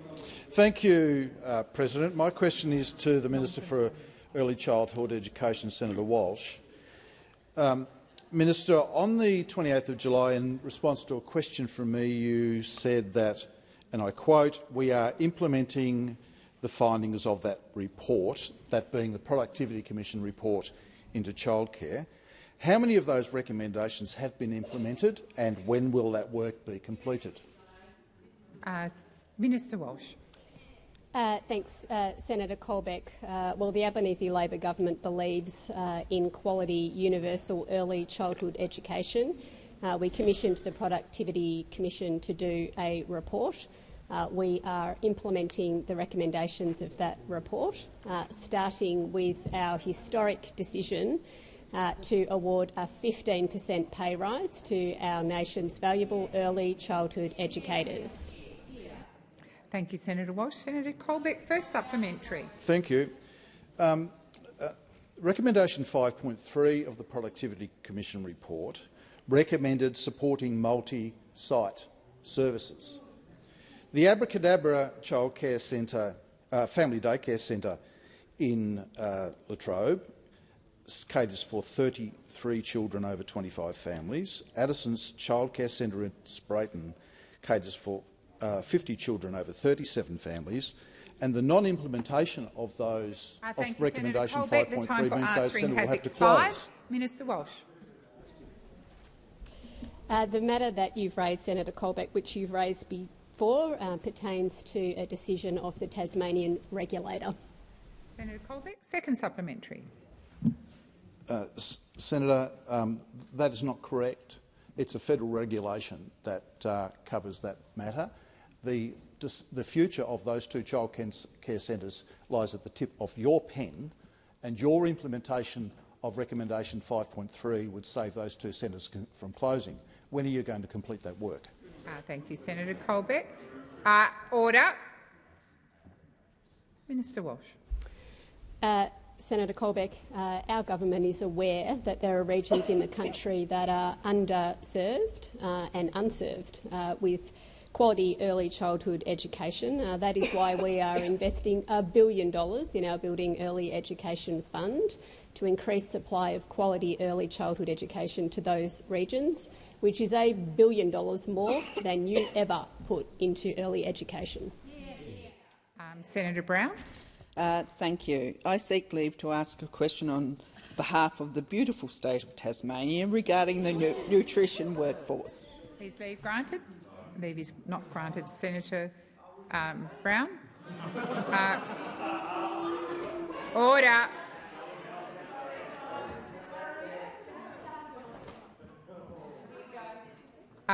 Order. Senator Pocock. I'm going to Senator Scarr.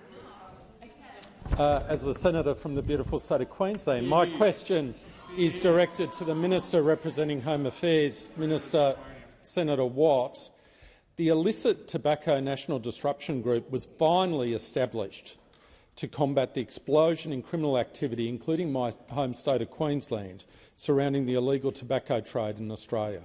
The illegal tobacco underworld hoovers up approximately $10 billion a year in Australia and is linked to numerous murders, firebombings, robberies and other criminal activities. Can you guarantee that the establishment of this task force, funded in the 2023-24 budget, will see a reduction of illegal tobacco entering this country undetected? Thank you, Senator Scarr. Senator Watt. Minister. I can certainly guarantee that the Albanese government is taking strong action against illegal tobacco. I remind the Senate once again that since question 11 I have demanded that, and I've ordered, that questions be heard in silence and answers be heard in silence. Senator Scarr, first supplementary. Thank you, President. Earlier this year, a 27-year-old woman was killed in her home in Melbourne after a failed attack by gangs involved in the illegal tobacco trade targeted and burnt down the wrong house.